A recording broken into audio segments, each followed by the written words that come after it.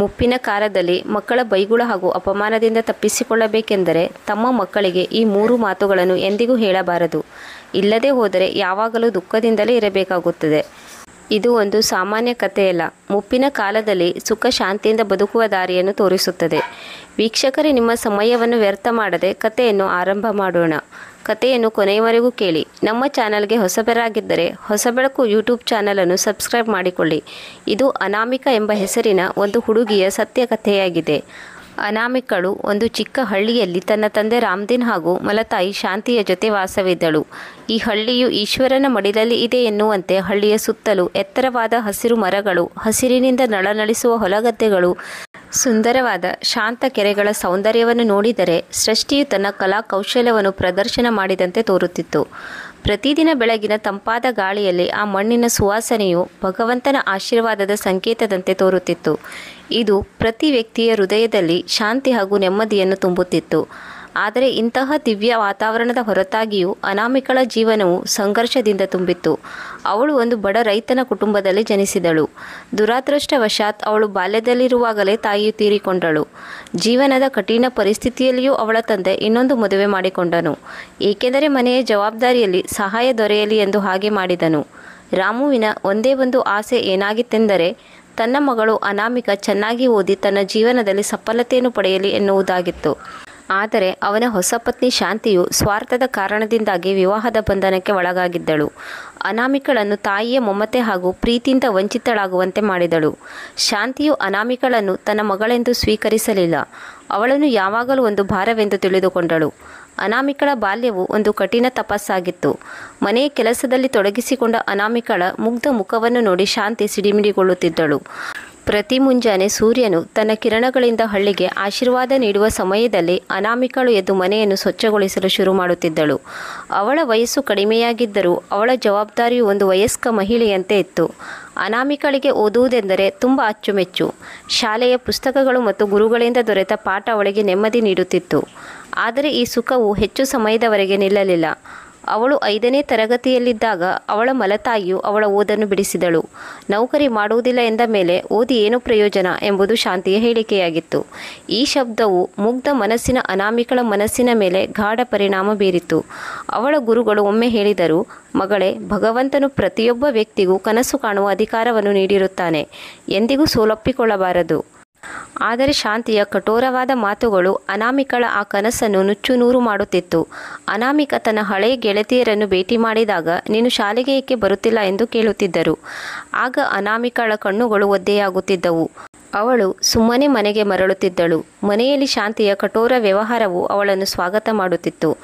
ಅನಾಮಿಕಳ ಮನೆ ಒಂದು ಸಾಧಾರಣ ಮನೆಯಾಗಿತ್ತು. ಮಳೆಗಾಲದಲ್ಲಿ ಮಳೆ ನೀರಿನಿಂದ ತುಂಬಿ ಹೋಗುತ್ತಿತ್ತು ಮತ್ತು ಬೇಸಿಗೆ ಕಾಲದಲ್ಲಿ ಬಿಸಿಲಿನ ಕಾವೇರುತ್ತಿತ್ತು. ಈ ಮನೆಯು 2 ಕೋಣೆಯ ಮನೆಯಾಗಿತ್ತು. ಒಂದು ಕೋಣೆಯಲ್ಲಿ ರಾಮು ಮತ್ತು ಶಾಂತಿ ಇರುತ್ತಿದ್ದರು. ಮತ್ತೊಂದರಲ್ಲಿ ಅನಾಮಿಕಾ ತನ್ನ ಚಿಕ್ಕ ಸಹೋದರಿ ಹಾಗೂ ಸಹೋದರರೊಂದಿಗೆ ಮಲಗುತ್ತಿದ್ದಳು. ಈ 3 ಮಕ್ಕಳ ಜವಾಬ್ದಾರಿ ಕೂಡ ಅನಾಮಿಕಳ ಹೆಗಲ ಮೇಲೆ ಇತ್ತು. ಶಾಂತಿಯು ಆಗಾಗ ಆ ಮಕ್ಕಳನ್ನು ಅನಾಮಿಕಳ ಭರವಸೆಯ ಮೇಲೆ ಬಿಡುತ್ತಿದ್ದಳು, ಏಕೆಂದರೆ ಅವಳು ಯಾವಾಗಲೂ ಆರಾಮ್ ತೆಗೆದುಕೊಳ್ಳಲು ಬಯಸುತ್ತಿದ್ದಳು. ಅನಾಮಿಕಳಿಂದ ಯಾವಾಗಲಾದರೂ ತಪ್ಪು ನಡೆದರೆ ಅವಳನ್ನು ಶಾಂತಿ ತಕ್ಷಣ ದಂಡಿಸುತ್ತಿದ್ದಳು. ಒಮ್ಮೆ ಅವಳು ರೊಟ್ಟಿ ಮಾಡುವಾಗ ಕಪ್ಪಾಗಿ ಸೀದು ಹೋದವು. ಇದನ್ನು ನೋಡಿ ಶಾಂತಿ ಅನಾಮಿಕಳ ಕೆನ್ನೆಗೆ ಬಾರಿಸಿದಳು. ಅನಾಮಿಕಳ ಕಣ್ಣಿನಿಂದ ಕಣ್ಣೀರು ಸುರಿಯಿತು. ಆದರೆ ಅವಳು ಯಾವುದೇ ವಿರೋಧವನ್ನು ಮಾಡಲಿಲ್ಲ. ಅವಳು ಎಲ್ಲವನ್ನು ಸುಮ್ಮನೆ ಸಹಿಸಿಕೊಂಡಳು, ಏಕೆಂದರೆ ಎದುರುತ್ತರ ನೀಡಿದರೆ ಶಾಂತಿಯ ಸಿಟ್ಟು ಇನ್ನೂ ಹೆಚ್ಚಾಗುವುದು ಎಂದು ಅವಳಿಗೆ ಗೊತ್ತಿತ್ತು. ಅನಾಮಿಕಳ ದಿನಚರಿ ಪ್ರತಿದಿನವೂ ಒಂದೇ ರೀತಿಯಾಗಿರುತ್ತಿತ್ತು. ಬೆಳಗ್ಗೆಯಿಂದ ಸಂಜೆಯವರೆಗೂ ಮನೆಯ ಕೆಲಸದಲ್ಲಿ ಮತ್ತು ಮಕ್ಕಳನ್ನು ನೋಡಿಕೊಳ್ಳುತ್ತಿದ್ದಳು. ಆನಂತರ ಸುಸ್ತಾಗಿ ಮಲಗುತ್ತಿದ್ದಳು. ಆದರೆ ರಾತ್ರಿ ನಿದ್ದೆ ಬರದಿದ್ದಾಗ ಅನಾಮಿಕ ಕಿಟಕಿಯ ಬಳಿ ಹೋಗಿ ಆಕಾಶವನ್ನು ನೋಡುತ್ತಿದ್ದಳು. ಬೆಳದಿಂಗಳ ರಾತ್ರಿಯಲ್ಲಿ ಅವಳು ನಕ್ಷತ್ರಗಳನ್ನು ನೋಡಿ ಯೋಚಿಸುತ್ತಿದ್ದಳು, ನನ್ನ ಜೀವನವೂ ಕೂಡ ಈ ನಕ್ಷತ್ರಗಳಂತೆ ಹೊಳೆಯಬಹುದೇ?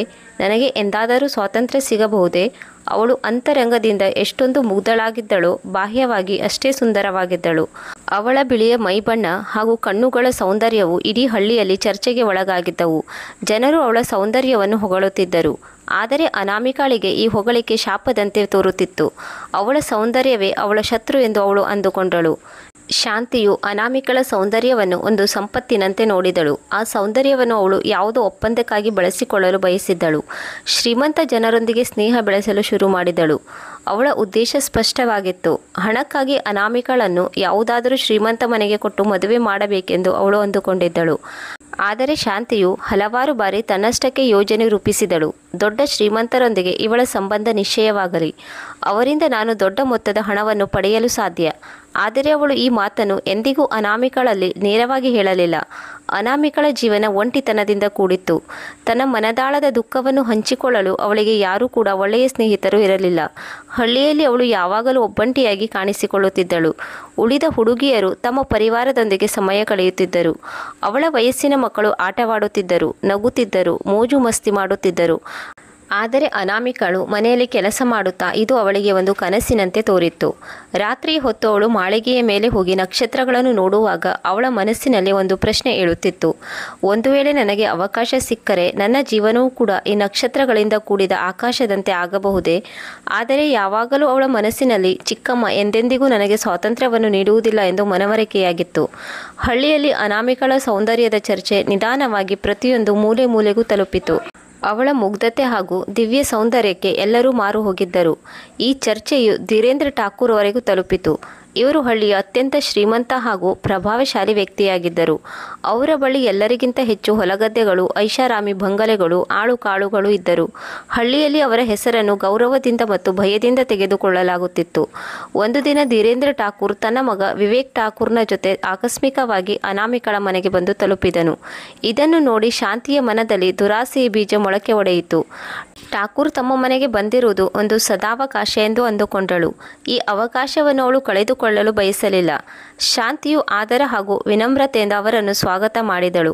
ಅವರಿಗೆ ಕುಳಿತುಕೊಳ್ಳಲು ವ್ಯವಸ್ಥೆ ಮಾಡಿದರು. ಧೀರೇಂದ್ರ ಠಾಕೂರ್ ಅವರ ಇತಿಹಾಸವು ಅತ್ಯಂತ ಪ್ರಭಾವಶಾಲಿಯಾಗಿತ್ತು. ಹಲವಾರು ವರ್ಷಗಳಿಂದ ಅವರ ಪರಿವಾರವು ಈ ಹಳ್ಳಿಯ ಸುತ್ತಮುತ್ತಲ ಗ್ರಾಮಗಳಲ್ಲಿ ತಮ್ಮ ಆಳ್ವಿಕೆಯನ್ನು ಮಾಡುತ್ತಾ ಬಂದಿದ್ದರು. ಠಾಕೂರ್ ಅವರ ಮನೆಯು ಹಳ್ಳಿಯಿಂದ ಸ್ವಲ್ಪ ದೂರದಲ್ಲಿತ್ತು. ಅನಾಮಿಕಳ ಸೌಂದರ್ಯವು ಹಳ್ಳಿಯ ಪ್ರತಿಯೊಬ್ಬರನ್ನು ಮಂತ್ರಮುಕ್ತಗೊಳಿಸುತ್ತಿತ್ತು. ಹಳ್ಳಿಯ ಹೆಚ್ಚಿನ ಹೊಲಗದ್ದೆಗಳು ಠಾಕೂರ್ ಅವರ ಸ್ವಾಧೀನದಲ್ಲಿ ಇತ್ತು. ಯಾವಾಗಲೂ ರೈತರು ಅವರ ಹೊಲದಲ್ಲಿ ಕೆಲಸ ಮಾಡುತ್ತಿದ್ದರು.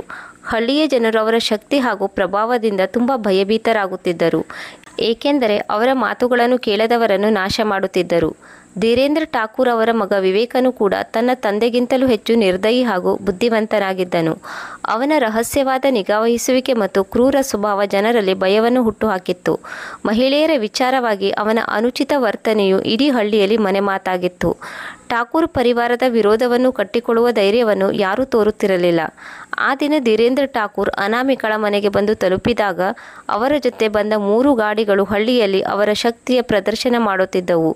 ಅನಾಮಿಕಾ ಆ ಸಮಯದಲ್ಲಿ ಅಡುಗೆ ಕೋಣೆಯಲ್ಲಿ ಕೆಲಸ ಮಾಡುತ್ತಿದ್ದಳು. ಶಾಂತಿಯು ವರಾಂಡದಲ್ಲಿ ಕುಳಿತಿದ್ದಳು. ಹೊರಗಡೆ ಗಾಡಿ ಬಂದು ನಿಲ್ಲುತ್ತಿದ್ದಂತೆ ಅವಳ ಮನದಲ್ಲಿ ದುರಾಸೆಯು ಮೂಡಿತು. ತಕ್ಷಣ ಅವಳು ತನ್ನ ಸೀರೆ ಸೆರಗನ್ನು ಸರಿಪಡಿಸಿಕೊಳ್ಳುತ್ತಾ ಬಾಗಿಲ ಬಳಿ ಬಂದಳು ಮತ್ತು ಠಾಕೂರ್ ಸಾಹೇಬರನ್ನು ನೋಡಿ ಹೇಳಿದಳು, ಬನ್ನಿ ಸಾಹೇಬರೇ, ಈ ಮನೆಯು ನಿಮ್ಮ ಪಾದಾರ್ಪಣೆಗಾಗಿ ಯಾವಾಗಲೂ ಎದುರು ನೋಡುತ್ತದೆ. ಅವರ ಮುಖವು ಗಂಭೀರವಾಗಿತ್ತು. ಅವರ ಕಣ್ಣಿನ ಹೊಳಪು ಯಾರ ಮನಸ್ಸಿನಲ್ಲಾದರೂ ಭಯವನ್ನು ಉಂಟು ಮಾಡುತ್ತಿತ್ತು. ಮಂಚದ ಮೇಲೆ ಕುಳಿತುಕೊಳ್ಳಲು ಹೇಳಿದಳು ಮತ್ತು ಅನಾಮಿಕಳನ್ನು ಕೂಗಿ ಕರೆದಳು. ಅನಾಮಿಕಾ, ಬೇಗ ಮಹಾರಾಜರಿಗೆ ನೀರನ್ನು ತೆಗೆದುಕೊಂಡು ಬಾ. ಅನಾಮಿಕಳು ಏನನ್ನೂ ಕೇಳದೆ ಅಡುಗೆ ಕೋಣೆಯಲ್ಲಿ ನೀರನ್ನು ತರುವ ತಯಾರಿ ನಡೆಸಿದಳು. ಅವಳು ಮನಸ್ಸಿನಲ್ಲಿ ಚಿಂತೆಗೀಡಾದಳು. ಇವರು ನಮ್ಮ ಮನೆಗೆ ಏಕೆ ಬಂದಿದ್ದಾರೆ ಎಂದು ಅವಳಿಗೆ ಅರ್ಥವಾಗಲಿಲ್ಲ. ನೀರನ್ನು ತಂದು ತಲೆ ತಗ್ಗಿಸಿಕೊಂಡು ಅವರ ಮುಂದೆ ಇಟ್ಟಳು. ಅನಾಮಿಕಳ ಸೌಂದರ್ಯ ಹಾಗೂ ಮುಗ್ಧತೆಯು ಅವರು ಅಂದುಕೊಂಡದಕ್ಕಿಂತ ದುಪ್ಪಟ್ಟು ಅವರ ಮನಸ್ಸನ್ನು ಗೆದ್ದಿತು. ಅವಳ ಪವಿತ್ರತೆ ಹಾಗೂ ಸೌಮ್ಯತೆಯು ಠಾಕೂರ್ ಅವರ ಮನಸ್ಸನ್ನು ಗೆದ್ದಿತು. ಅವರು ನೀರಿನ ಗ್ಲಾಸನ್ನು ಎತ್ತಿಕೊಂಡರೂ ಕೂಡ ಅವರ ದೃಷ್ಟಿಯು ಅನಾಮಿಕಳ ಮೇಲೆ ನೆಟ್ಟಿತ್ತು. ಮತ್ತೊಂದು ಕಡೆ ಅವರ ಮಗ ವಿವೇಕನ ದೃಷ್ಟಿಯಲ್ಲಿ ಬೇರೆಯದೇ ಆದ ಭಾವವಿತ್ತು. ಒಂದು ವಿಚಿತ್ರವಾದ ಅಹಂಕಾರವಿತ್ತು ಮತ್ತು ಸಿಟ್ಟಿತ್ತು. ವಿವೇಕನಿಗೆ ಗೊತ್ತಿತ್ತು, ತನಗೆ ಏನು ಬೇಕೋ ಅದನ್ನು ಪಡೆದುಕೊಳ್ಳುವುದು ಅವನ ಹವ್ಯಾಸವಾಗಿತ್ತು. ಅನಾಮಿಕಳು ಕೂಡ ಅವನ ಮತ್ತೊಂದು ವಸ್ತುವಾಗಿದ್ದಳು. ಅವಳನ್ನು ಅವನು ತನ್ನ ಸಂಪತ್ತನ್ನಾಗಿ ಮಾಡಿಕೊಳ್ಳಬೇಕೆಂದಿದ್ದನು. ವೀರೇಂದ್ರ ಠಾಕೂರ್ ತಮ್ಮ ಮನೆಗೆ ಏಕೆ ಬಂದಿದ್ದಾರೆ ಎಂದು ಶಾಂತಿಗೆ ಮೊದಲೇ ಅರ್ಥವಾಗಿತ್ತು. ತುಂಬ ಚತುರತೆಯಿಂದ ಮಾತನಾಡಲು ಶುರು ಮಾಡಿದಳು. ಅವಳು ಹೇಳಿದಳು, ಠಾಕೂರ್ ಸಾಹೇಬರೇ, ನೀವು ನಮ್ಮ ಮನೆಗೆ ಬಂದಿರುವುದು ನಮ್ಮ ಸೌಭಾಗ್ಯವಾಗಿದೆ. ನಿಮ್ಮ ಪಾದ ಸ್ಪರ್ಶದಿಂದ ನಮ್ಮ ಮನೆಯು ಪವಿತ್ರವಾಗಿದೆ. ನಿಮ್ಮ ಪ್ರವೇಶದಿಂದ ನಮ್ಮ ಮನೆಯ ಅದೃಷ್ಟ ಬದಲಾಗುವುದು ನಿಶ್ಚಿತವಾಗಿದೆ. ಶಾಂತಿಯು ತುಂಬ ಗಂಭೀರವಾಗಿ ಹೇಳಿದಳು, ನಿನ್ನ ಮಗಳು ಅನಾಮಿಕಾ ತುಂಬ ಸುಂದರವಾಗಿದ್ದಾಳೆ. ಶಾಂತಿಯವಳ ಸಂಬಂಧ ನನ್ನ ಮಗ ವಿವೇಕನೊಂದಿಗೆ ಆಗಲಿ ಎಂದು ನಾನು ಬಯಸುತ್ತೇನೆ. ಇದನ್ನು ಕೇಳಿ ಶಾಂತಿಯ ಕಣ್ಣುಗಳಲ್ಲಿ ದುರಾಸೆಯ ಹೊಳಪು ಮೂಡಿತು. ಅವಳು ತನ್ನ ಖುಷಿಯನ್ನು ಮುಚ್ಚಿಡುತ್ತಾ ಹೇಳಿದಳು, ಠಾಕೂರ್ ಸಾಹೇಬರೇ, ಇದಂತೂ ನಮಗೆ ಹೆಮ್ಮೆಯ ವಿಷಯವಾಗಿದೆ. ಆದರೆ ಎಂದು ಅವಳು ತನ್ನ ಮಾತನ್ನು ಅರ್ಧಕ್ಕೆ ನಿಲ್ಲಿಸಿದಳು. ಏಕೆಂದರೆ ತಾನು ಯೋಚಿಸಿ ಉತ್ತರ ನೀಡುತ್ತಿದ್ದೇನೆ ಎಂದು ಅವರು ಅಂದುಕೊಳ್ಳಲಿ ಎಂದು ಹಾಗೆ ಮಾಡಿದಳು. ಧೀರೇಂದ್ರ ಠಾಕೂರ್ ಅವರು ಅವಳ ಚಾಲಾಕಿತನವನ್ನು ತಿಳಿದುಕೊಂಡರು ಮತ್ತು ಮುಗುಳು ನಕ್ಕರು. ಶಾಂತಿ, ಒಂದು ವೇಳೆ ನಿಮ್ಮ ಮಗಳ ಸಂಬಂಧವು ನಮ್ಮ ಪರಿವಾರದ ಜೊತೆಗೆ ಆದರೆ ನಿನ್ನ ಎಲ್ಲ ಕಷ್ಟಗಳು ಕೊನೆಯಾಗುತ್ತವೆ. ನಾವು ನಿನಗೆ 2 ಲಕ್ಷ ರೂಪಾಯಿಯನ್ನು ಕೊಡುತ್ತೇವೆ. ಈ ಹಣದಿಂದ ನಿನ್ನ ಇಡೀ ಜೀವನ ಬದಲಾಗುತ್ತದೆ. ಆಗ ಶಾಂತಿಯ ಹೃದಯ ಜೋರಾಗಿ ಬಡಿದುಕೊಳ್ಳತೊಡಗಿತು. 2 ಲಕ್ಷ ರೂಪಾಯಿ ಎಂದರೆ ಕಡಿಮೆ ಹಣವೇನೂ ಆಗಿರಲಿಲ್ಲ. ಅವಳ ಕಣ್ಣುಗಳಲ್ಲಿ ದುರಾಶೆ ನಿಚ್ಚಳವಾಗಿ ತೋರುತ್ತಿತ್ತು. ಆದರೂ ಅವಳು ತೋರ್ಪಡಿಸಿಕೊಳ್ಳದೆ ಸಂಯಮದಿಂದ ಹೇಳಿದಳು, ಠಾಕೂರ್ ಸಾಹೇಬರೇ, ನೀವು ಸರಿಯಾಗಿ ಹೇಳುತ್ತಿದ್ದೀರಿ. ಆದರೆ ನನ್ನ ಮಗಳು ತುಂಬ ಮುಗ್ಧೆ. ಅವಳಿಗೆ ಇದೆಲ್ಲ ಅರ್ಥವಾಗುವುದಿಲ್ಲ. ಧೀರೇಂದ್ರನು ಅವಳ ಮಾತನ್ನು ಅರ್ಧಕ್ಕೆ ತುಂಡರಿಸುತ್ತಾ ಹೇಳಿದನು, ನೀನು ಅದರ ಬಗ್ಗೆ ಚಿಂತೆ ಮಾಡುವ ಅವಶ್ಯಕತೆ ಇಲ್ಲ. ನಮ್ಮ ಮನೆಯಲ್ಲಿ ಅವಳು ರಾಣಿಯಂತೆ ಇರುತ್ತಾಳೆ. ನೀನು ಹಾಂ ಎಂದು ಹೇಳು, ಅಷ್ಟೇ ಸಾಕು. ವಿವೇಕ್ ಇಲ್ಲಿಯವರೆಗೆ ಸುಮ್ಮನಿದ್ದನು. ತನ್ನ ತಂದೆ ಎಲ್ಲ ಮಾತುಗಳನ್ನು ಕೇಳಿಸಿಕೊಳ್ಳುತ್ತಿದ್ದನು. ಆದರೆ ಅವನ ಕಣ್ಣುಗಳಲ್ಲಿ ಸಿಟ್ಟು ಹಾಗೂ ಅಸಂತೋಷವಿತ್ತು. ಅವನು ಅನಾಮಿಕಳನ್ನು ತನ್ನದೇ ಆದ ರೀತಿಯಲ್ಲಿ ಪಡೆಯಲು ಬಯಸಿದ್ದನು. ಯಾವುದೇ ಪರಂಪರೆ, ಸಂಪ್ರದಾಯ ಅಥವಾ ಮದುವೆಯ ಬಂಧನವಿಲ್ಲದೆ ಪಡೆದುಕೊಳ್ಳಬೇಕೆಂದಿದ್ದನು. ಈಗ ಶಾಂತಿಯ ಮನದಲ್ಲಿ ಯಾವುದೇ ಸಂದೇಹವಿರಲಿಲ್ಲ. 2 ಲಕ್ಷ ರೂಪಾಯಿ ಅವಳ ಜೀವನವನ್ನು ಬದಲಾಯಿಸಬಹುದಾಗಿತ್ತು. ಅವಳು ಅನಾಮಿಕಳ ಭವಿಷ್ಯದ ಬಗ್ಗೆ ಯೋಚಿಸುವುದರ ಬದಲು ತನ್ನ ಸ್ವಾರ್ಥಕ್ಕಾಗಿ ಮಹತ್ವವನ್ನು ನೀಡಿದಳು. ಅವಳ ಮನದಲ್ಲಿ ಇದೇ ವಿಚಾರ ನಡೆಯುತ್ತಿತ್ತು. ಈ ಹಣದಿಂದ ತಾನು ಒಂದು ದೊಡ್ಡ ಮನೆಯನ್ನು ಕಟ್ಟಿಸುತ್ತೇನೆ ಮತ್ತು ಸಮಾಜದಲ್ಲಿ ಗೌರವವನ್ನು ಪಡೆಯುತ್ತೇನೆ. ಸ್ವಲ್ಪ ನಾಟಕ ಮಾಡುತ್ತಾ ಅವಳು ಹೇಳಿದಳು, ಸಾಹೇಬರೇ, ನಾವು ಬಡವರು. ಇದರ ಬಗ್ಗೆ ಯೋಚಿಸಲು ನಮಗೆ ಸ್ವಲ್ಪ ಸಮಯ ಬೇಕು. ಧೀರೇಂದ್ರ ಠಾಕೂರ್ ಅವರು ತಮಗೆ ಅರ್ಥವಾದವರಂತೆ ಹೇಳಿದರು. ಸರಿ, ಯೋಚಿಸು. ಆದರೆ ಹೆಚ್ಚು ಸಮಯ ತೆಗೆದುಕೊಳ್ಳಬೇಡ. ಮದುವೆ ಒಂದೇ ವಾರದಲ್ಲಿ ನಡೆಯಬೇಕೆಂದು ನಾನು ಬಯಸುತ್ತೇನೆ. ನಿನ್ನ ಹಣ ನಿನಗೆ ದೊರೆಯುತ್ತದೆ. ಆದರೆ ಒಂದು ಮಾತ್ರ ಧ್ಯಾನವಿಡು, ಇಂದಿನಿಂದ ಅನಾಮಿಕ ಹೊರಗಡೆ ಹೋಗುವಂತಿಲ್ಲ. ಅವಳ ಸೌಂದರ್ಯದ ಮೇಲೆ ಬೇರೆಯವರ ಕಣ್ಣು ಬೀಳುವುದು ನನಗೆ ಇಷ್ಟವಿಲ್ಲ. ಶಾಂತಿಯು ತಲೆಯಾಡಿಸುತ್ತಾ ಹಾಂ ಎಂದು ಹೇಳಿದಳು. ಅವಳ ಕಣ್ಣಿನಲ್ಲಿ ಖುಷಿ ಹಾಗೂ ದುರಾಸೆಯು ಎದ್ದು ತೋರುತ್ತಿತ್ತು. ಅವಳು ಮನದಲ್ಲೇ ಯೋಚಿಸಿದಳು, ಒಂದು ವೇಳೆ ನಾನು 2 ಲಕ್ಷದ ಬದಲಾಗಿ 4 ಲಕ್ಷ ಕೇಳಿದರೆ ಅದನ್ನು ನೀಡುತ್ತಿದ್ದರು. ಅನಾಮಿಕಳಿಗೆ ಇದ್ಯಾವುದರ ಬಗ್ಗೆ ಮಾಹಿತಿ ಇರಲಿಲ್ಲ. ಠಾಕೂರ್ ಸಾಹೇಬರು ಅಲ್ಲಿಂದ ಹೊರಟು ಹೋದ ನಂತರ ಶಾಂತಿಯು ಅನಾಮಿಕಳನ್ನು ತನ್ನ ಬಳಿಗೆ ಕರೆದು ಹೇಳಿದಳು, ಇಂದಿನಿಂದ ನೀನು ಮನೆಯಿಂದ ಹೊರಗೆ ಹೋಗುವಂತಿಲ್ಲ. ಇಂದಿನಿಂದ ಯಾವುದೇ ಕೆಲಸವನ್ನು ಕೂಡ ಮಾಡುವುದು ಬೇಡ. ನಿನಗೆ ಒಂದು ದೊಡ್ಡ ಸಂಬಂಧ ಕೂಡಿ ಬಂದಿದೆ. ಆಗ ಅನಾಮಿಕ ಹೈರಾಣಾಗಿ ಕೇಳಿದಳು, ಯಾವ ಸಂಬಂಧ? ಯಾರ ಸಂಬಂಧ? ಶಾಂತಿಯು ಹೇಳಿದಳು, ಧೀರೇಂದ್ರ ಠಾಕೂರ್ ಅವರ ಮಗ ವಿವೇಕನ ಸಂಬಂಧ. ಅವರು ತುಂಬ ಶ್ರೀಮಂತರು. ನೀನು ಆರಾಮಾಗಿ ಇರಬೇಕು. ಅಲ್ಲಿ ನೀನು ಯಾವುದೇ ಕೆಲಸ ಮಾಡಬೇಕಾಗಿಲ್ಲ. ಅನಾಮಿಕ ಇದನ್ನು ಕೇಳಿ ಸ್ತಬ್ಧಳಾದಳು. ತನ್ನ ಜೀವನದಲ್ಲಿ ಇಂತಹ ಪರಿವರ್ತನೆ ಉಂಟಾಗಬಹುದು ಎಂದು ಅವಳು ಎಂದಿಗೂ ಯೋಚಿಸಿರಲಿಲ್ಲ. ಅವಳ ಮನಸ್ಸು ಗಾಬರಿಗೊಂಡಿತ್ತು. ಆದರೆ ಅವಳು ಏನನ್ನೂ ಹೇಳಲಿಲ್ಲ. ಅವಳಿಗೆ ಇದೆಲ್ಲವೂ ಅರ್ಥವಾಗಲು ತುಂಬ ಸಮಯ ಬೇಕಾಯಿತು. ಅವಳಿಗೆ ಗೊತ್ತಿತ್ತು, ಅವಳ ಮಲತಾಯಿ ಶಾಂತಿ ಅವಳ ಒಳ್ಳೆಯದಕ್ಕಾಗಿ ಯೋಚಿಸುವುದಿಲ್ಲ. ಆದರೆ ಈ ಮದುವೆಯು ಅವಳಿಗೆ ಒಂದು ಅನಿಶ್ಚಿತ ಭವಿಷ್ಯದ ಸಂಕೇತವನ್ನು ನೀಡುತ್ತಿತ್ತು. ಅನಾಮಿಕಳ ಮನದಲ್ಲಿ ಒಂದು ರೀತಿಯ ತಳಮಳ ಉಂಟಾಯಿತು. ಅವಳ ಜೀವನದಲ್ಲಿ ಆಕಸ್ಮಿಕವಾಗಿ ಬದಲಾವಣೆ ಏಕೆ ನಡೆಯುತ್ತಿದೆ? ಅವಳ ಮನಸ್ಸಿನಲ್ಲಿ ಪ್ರಶ್ನೆಗಳ ಮಹಾಪುರವೇ ಹರಿದು ಬಂದಿತು. ಅಷ್ಟೊಂದು ದೊಡ್ಡ ಶ್ರೀಮಂತರು ನಮ್ಮಂಥ ಬಡವರ ಮನೆಯ ಸಂಬಂಧವನ್ನು ಮಾಡಲು ಏಕೆ ಬಯಸಿದ್ದಾರೆ? ಅವಳು ಯೋಚಿಸತೊಡಗಿದಳು. ಆದರೆ ಈ ಪ್ರಶ್ನೆಗೆ ಅವಳಿಗೆ ಉತ್ತರವೇ ಸಿಗಲಿಲ್ಲ. ಇಂದಿನಿಂದ ಮನೆಯ ಹೊರಗೆ ಹೋಗಬೇಡ ಎಂಬ ಮಾತನ್ನು ಕೇಳಿ ಅವಳು ಇನ್ನೂ ಗಾಬರಿಯಾದಳು. ಅವಳಿಗೆ ಅನಿಸಿತು, ಇನ್ನು ಮುಂದೆ ತನ್ನ ಜೀವನ ಒಂದು ಕೈದಿಯಾಗಿ ಬದಲಾಗಬಹುದು. ಅಲ್ಲಿ ಅವಳ ಇಚ್ಛೆಯನ್ನು ಹಾಗೂ ಸ್ವಾತಂತ್ರ್ಯವನ್ನು ಸಂಪೂರ್ಣವಾಗಿ ದಮನ ಮಾಡಬಹುದು. ಅವಳು ಕಿಟಕಿಯಿಂದ ಹೊರಗಡೆ ನೋಡತೊಡಗಿದಳು. ಹಳ್ಳಿಯ ಮಕ್ಕಳು ಆಟವಾಡುತ್ತಿದ್ದರು. ಮಹಿಳೆಯರು ತಮ್ಮ ಮನೆಯ ಹೊರಗಡೆ ಕಸವನ್ನು ಗುಡಿಸುತ್ತಿದ್ದರು. ಪುರುಷರು ಹೊಲದಲ್ಲಿ ಕೆಲಸ ಮಾಡಲು ಹೋಗುತ್ತಿದ್ದರು. ಇದೆಲ್ಲವೂ ಈ ಮೊದಲು ಅನಾಮಿಕಳಿಗೆ ಒಂದು ಸಾಧಾರಣ ದೃಶ್ಯವಾಗಿತ್ತು. ಈಗ ಇದೆಲ್ಲವೂ ಅವಳಿಗೆ ತುಂಬ ಮಹತ್ವಪೂರ್ಣವೆಂದು ತೋರಿತು. ಅವಳ ಸ್ವಾತಂತ್ರ್ಯ ನಿಧಾನವಾಗಿ ಅವಳಿಂದ ಕಸಿದುಕೊಳ್ಳಲಾಗುತ್ತಿದೆ. ಇದು ನಾನು ಕನಸು ಕಂಡ ಜೀವನವೇ ಎಂದು ಯೋಚಿಸತೊಡಗಿದಳು. ರಾತ್ರಿಯಾಗುತ್ತಿದ್ದಂತೆ ಎಲ್ಲರೂ ಮಲಗಲು ಹೊರಟು ಹೋದರು. ಅವಳ ಮನಸ್ಸಿನಲ್ಲಿ ವಿಚಾರದ ಬಿರುಗಾಳಿ ಸೃಷ್ಟಿಯಾಗಿತ್ತು. ಈಗ ಅವಳಿಗೆ ಬಾಲ್ಯದ ನೆನಪುಗಳ ನೆನಪಾದವು. ಆಗ ಅವಳು ಯಾವುದೇ ಚಿಂತೆ ಇಲ್ಲದೆ ತನ್ನ ಗೆಳತಿಯರೊಂದಿಗೆ ಆಟವಾಡುತ್ತಿದ್ದಳು, ಶಾಲೆಗೆ ಹೋಗುತ್ತಿದ್ದಳು ಮತ್ತು ತಂದೆ ರಾಮು ಯಾವಾಗಲೂ ಅವಳನ್ನು ಖುಷಿಯಾಗಿಡಲು ಪ್ರಯತ್ನ ಮಾಡುತ್ತಿದ್ದರು. ಆದರೆ ಈಗ ಎಲ್ಲವೂ ಬದಲಾಗಿತ್ತು. ಶಾಂತಿಯು ತನ್ನ ಮನಸ್ಸಿನಲ್ಲಿ ಹೊಸ ಯೋಜನೆಗಳನ್ನು ರೂಪಿಸುತ್ತಿದ್ದಳು. ಅವಳು ಯೋಚಿಸುತ್ತಿದ್ದಳು, 2 ಲಕ್ಷ ರೂಪಾಯಿ ಯಾವುದೇ ಖಜಾನೆಗೂ ಕಡಿಮೆಯೇನಾಗಿರಲಿಲ್ಲ. ಈಗ ನಾನು ಯಾರ ಬಗ್ಗೆಯೂ ಚಿಂತೆ ಮಾಡುವ ಅವಶ್ಯಕತೆ ಇಲ್ಲ. ಆಗ ಅವಳು ಮನದಲ್ಲೇ ನಿರ್ಧಾರ ಮಾಡಿದಳು, ಈ ಹಣದಿಂದ ತಾನು ಹೊಸ ಮನೆಯನ್ನು ಕಟ್ಟಿಸಬೇಕು, ಹೊಸ ಸೀರೆಯನ್ನು ಖರೀದಿಸಬೇಕು, ಸಮಾಜದಲ್ಲಿ ತನ್ನ ಪ್ರತಿಷ್ಠೆಯನ್ನು ಹೆಚ್ಚಿಸಿಕೊಳ್ಳಬೇಕು. ಅನಾಮಿಕಾ ಈ ಮದುವೆಯಿಂದ ಖುಷಿಯಾಗುತ್ತಾಳೋ ಇಲ್ಲವೋ ಎಂದು ಶಾಂತಿಯು ಎಂದಿಗೂ ಯೋಚಿಸಲಿಲ್ಲ. ಅವಳಿಗೆ ಹಣವೇ ಮುಖ್ಯವಾಗಿತ್ತು. ಅನಾಮಿಕಾಳಿಗೆ ಯಾವುದೂ ಗೊತ್ತಿರಲಿಲ್ಲ.